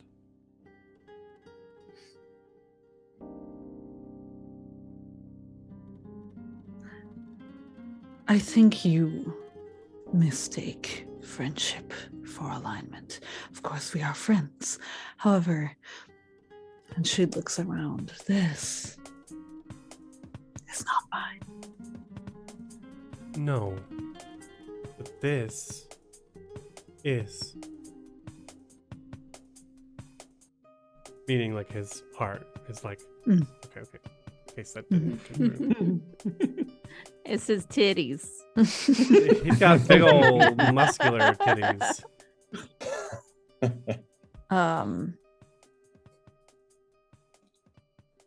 She chuckles. And then she puts a hand forward. He puts his out like you're gonna kiss it maybe. She takes it like that, and then she turns it, and then she just shakes it. And then she goes, if you ever need me, you know where to find me. I'll see you later. Of course. She turns to Myrna. She puts out her hand, downwards, of course. Super Berna. Yep. She shakes her hand. Good as always to see you. And then she turns to Duster. And she puts out her hand. He doesn't normally shake hands but he doesn't hesitate to do it this time. He understands the dynamic. He's not as maybe aloof as Arnie might be in this. Law is a law unto her own. And there is no way he can convince her that he's right. That's her decision. Yeah. However, she holds this handshake a little tighter and a little longer than the rest, looking deep into your eyes. And she has a look of,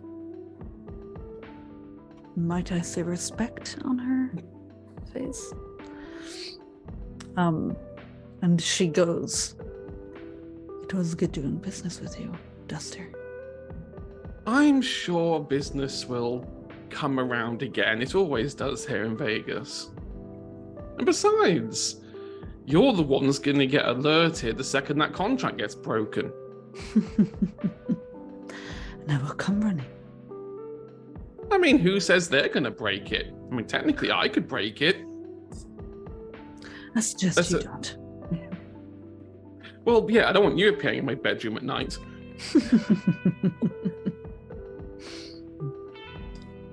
Anyway. And, yeah. I then open the doors. I open the door for anyone who wants to go out, basically. And if no one goes out, then she does it. Well, Myrna will leave. Bye, it was so good to see you all. I'm sure I'll see you again very soon. I need to go to bed now because I have so much knitting to do. But have a good one. I love that I've just made her into like this Uber. I don't know how that happened, but I love it. Our friend. It's amazing. Friend-shaped. Yes. So, like that. Yeah, sorry.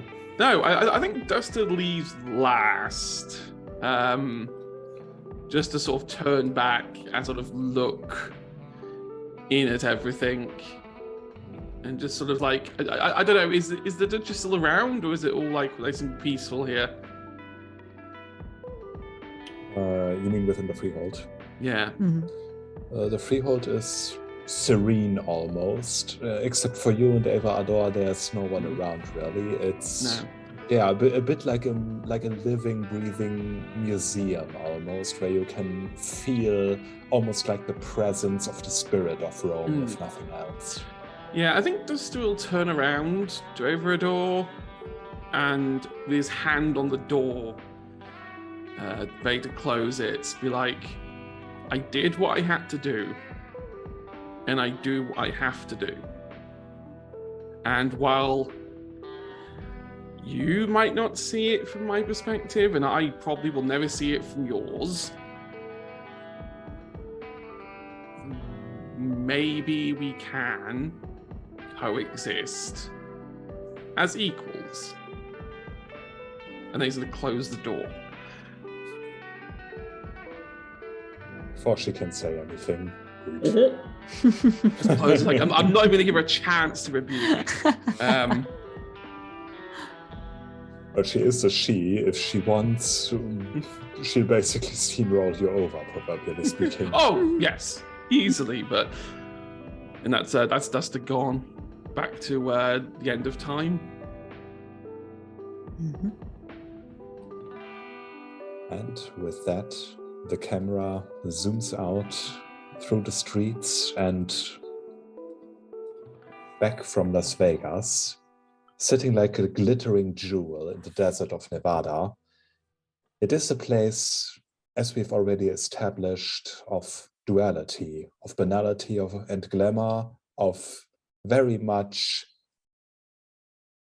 calculated wins and losses, but also a place of dreams, where you can get rich quick and lose it just as quickly. Glamour, for the moment, has returned there, but those most likely are not the end of the troubles changelings and other supernatural creatures will face in this great city. But for now, this is where our story comes to an end. Hope you enjoyed. Woo. I hope you had fun. I did. Yes. This was really good. Awful lot of fun. Wonderful. Amazing. Very, very good. So, and of course, I hope you out there had fun watching. And if you want to see more, well, this is the part where we advertise ourselves, if we may. I'm going to start. I'm the Viva of Worlds. Hi. I'm a pro GM, so if you like my style, you can always write me on Twitter or here on Twitch or on my homepage and hire me. I'm thinking of doing some holiday specials in the very near future, so keep your eyes peeled for that. Apart from that, I also have a YouTube channel and I stream on Twitch, but that's mostly in German. But if you either want to learn some German or speak it already, I think you're going to enjoy that. Currently, I have 3 D&D groups, technically speaking, although one is on winter break. And I also have a Vampire the Masquerade YouTube series that gets regularly updated, which currently is at a very dramatic point, moving towards what might be the climax. So keep your eyes peeled for that. But with that being said, I'm leaving all of you to promote yourselves. I will say I'll always remember dropping into your Spelljammer stream and being like, I must have vampires on the brain. I thought I heard you just say Vampiraten. Indeed, they are vampires there, which are vampires that are pirates. Or pirates that are vampires. Vampirates. I love was that. like, and then everyone in chat was like, no, they're vampirates. I was like, oh, okay. Yep. I That they love are. that. Love That's that. beautiful. Some pretty good antagonists. I'll go. Hi everyone. I am Krifu Bernal. I'm a producer here at Manapod Studios. I'm a producer for the EU HappyHour, which this is the last one of the year. Thank you for being here. The official last stream, my official last stream of the year, is on Monday. With some of these good people. We'll be back on Manapot with a cozy check-in stream for our Space Flicks and Kills Starfinder adventure. Actual play. I love that name so much. Space looks Pretty good. Where we're just gonna be hanging out with the main crew, talking about the campaign so far, and getting to know some of the characters a little bit more. I definitely have questions. And yeah, until then, check out the Discord, and you can check out the calendar as well for all of the other awesome stuff that we have here in Manapot. Yay. So I'll go next since we're just kind of going in the arc. Around. So I'm Anya. You can find me almost literally everywhere at Lalian Cosplay, like my username on here. I changed it recently just to make life easier when I do these spiels. I am also a pro GM. That is the one place where it's not Lalian Cosplay, it's just Lalian on Start Playing. I run a whole bunch of D&D games, and I'm going to be doing some Serenity RPG games, which is what I started on in TTRPGs in 2009. So I'm really looking forward to that. So you can hire me to be your GM. I'm going to be in the finale of the Good Society game that I'm in on Monday at 7 p.m. Central European. I think that's the right time. In any case, it's on Monday on Girls Run These Worlds, and I'm going to be... Oh, wait, I just published my second module, my second D&D 5e module. I published it this week.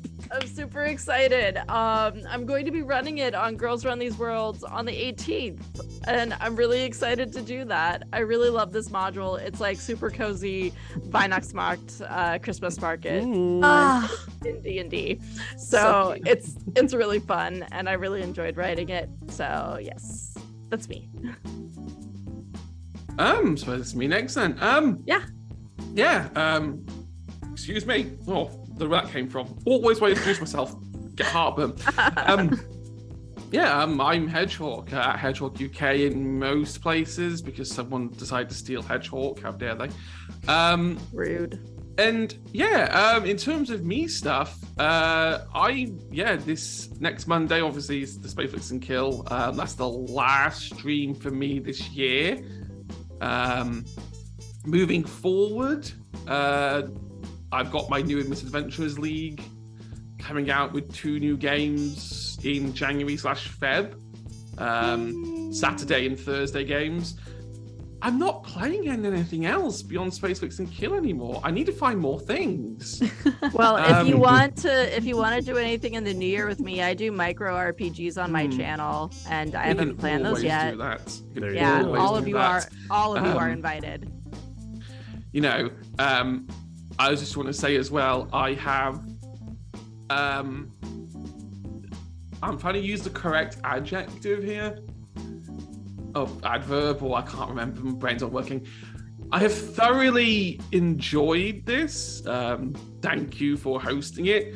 It has been so nice to play something that is not D&D, that is very out there. I would never naturally play something like Changeling. So to have an opportunity to play and to have such an amazing story is, a credit to you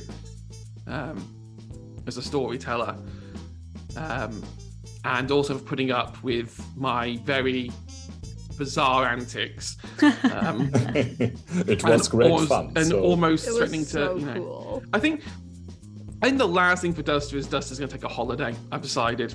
Mm-hmm. Good for him. Yeah, he's decided that a European holiday sounds nice.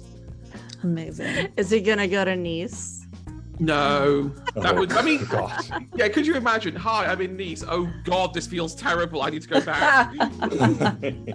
Banality everywhere. Oh my God, truly. It would be funny though. But no, yeah, I've thoroughly enjoyed it. And also, I can now take that off. Yay! Got my real hair. I need to find a new character to wear this for, or dye it blonde and say it's Alistair. Right. That's not gonna happen. It's a cheap wig. Exactly. Sadly. No, that's me. And that leaves me. Hello, it's me, your friend Inez. For the last happy hour stream of this year, it was such an amazing stream. This story was amazing. I loved Changeling. I loved playing it. It was really, really nice. And also having the vampires in there and all that stuff was really cool. Bet you enjoyed it. Yeah, it was amazing. Let me just say, for this last happy hour stream, the happy hours I started playing happy hours this year, and I've since dubbed myself the ambassador of happy hours. So I feel like I should say something about the beauty and magic of happy hours and about how that really made this TTRPG year for me. Like playing the happy hours was so amazingly beautiful, and like creating stories with people whom I miss dearly because I haven't seen them in a while. Retro Ted, Vinny, all these people who I played with that I just made such beautiful stories with, and really, really, really enjoyed playing these things with. And I'm very, very excited for the happy hours to return next year, so that we can do some more vampire stuff and all that. Yeah. I'm very excited. We have girlfriends. Yeah, let's see. Other than that, I'm your friend Inez. You can find me everywhere on XX SuccubusGFXX. Fucking back on Twitter because Hive is down. Yeah. As soon as Hive is back up, I am jumping ship. I am leaving like it's been set on fire. So yeah, Twitter, TikTok, Hive, then all that stuff. Twitter and TikTok are most active for now. And on Twitter you can find everything that I'm in. As a little taste, of course, Monday I am here for Space Licks and Kill, and then on Thursdays I am over on Horde of Tales playing Humans 12 Occult Eye, where I will be playing Cogmoon, the very interesting void demon who's very gremlin-like and loves to collect things like a raccoon. So it's very, very okay. Fun. Come watch that. That's very fun. And I think that will be my last stream of the year, or maybe the week after. I will have a Vampire the Masquerade game still on the Twitch channel Lights with Rogue, where I play a very interesting bunch of characters. But that session I will be playing Letitia Dauphine, I think, mostly, who is a Toreador who's very sexy, sword wielding. Very, very beautiful, very seductive, We'd expect nothing less. I don't know. I don't have a type in character creation. I don't know what you're talking about. I've had so much fun. Once again, this was amazing. Remember to drink responsibly. Yes. Take your meds. And that I love you so much. Thank you for reminding me. I'll do that as soon as we get. Take your meds. Take your medicine. I love you so much. Yes. Have a good night. I love you. Take care. Okay, then That's we'll see you all Yeah. next time. next time. Goodbye. Love you Bye. guys. Bye. Bye.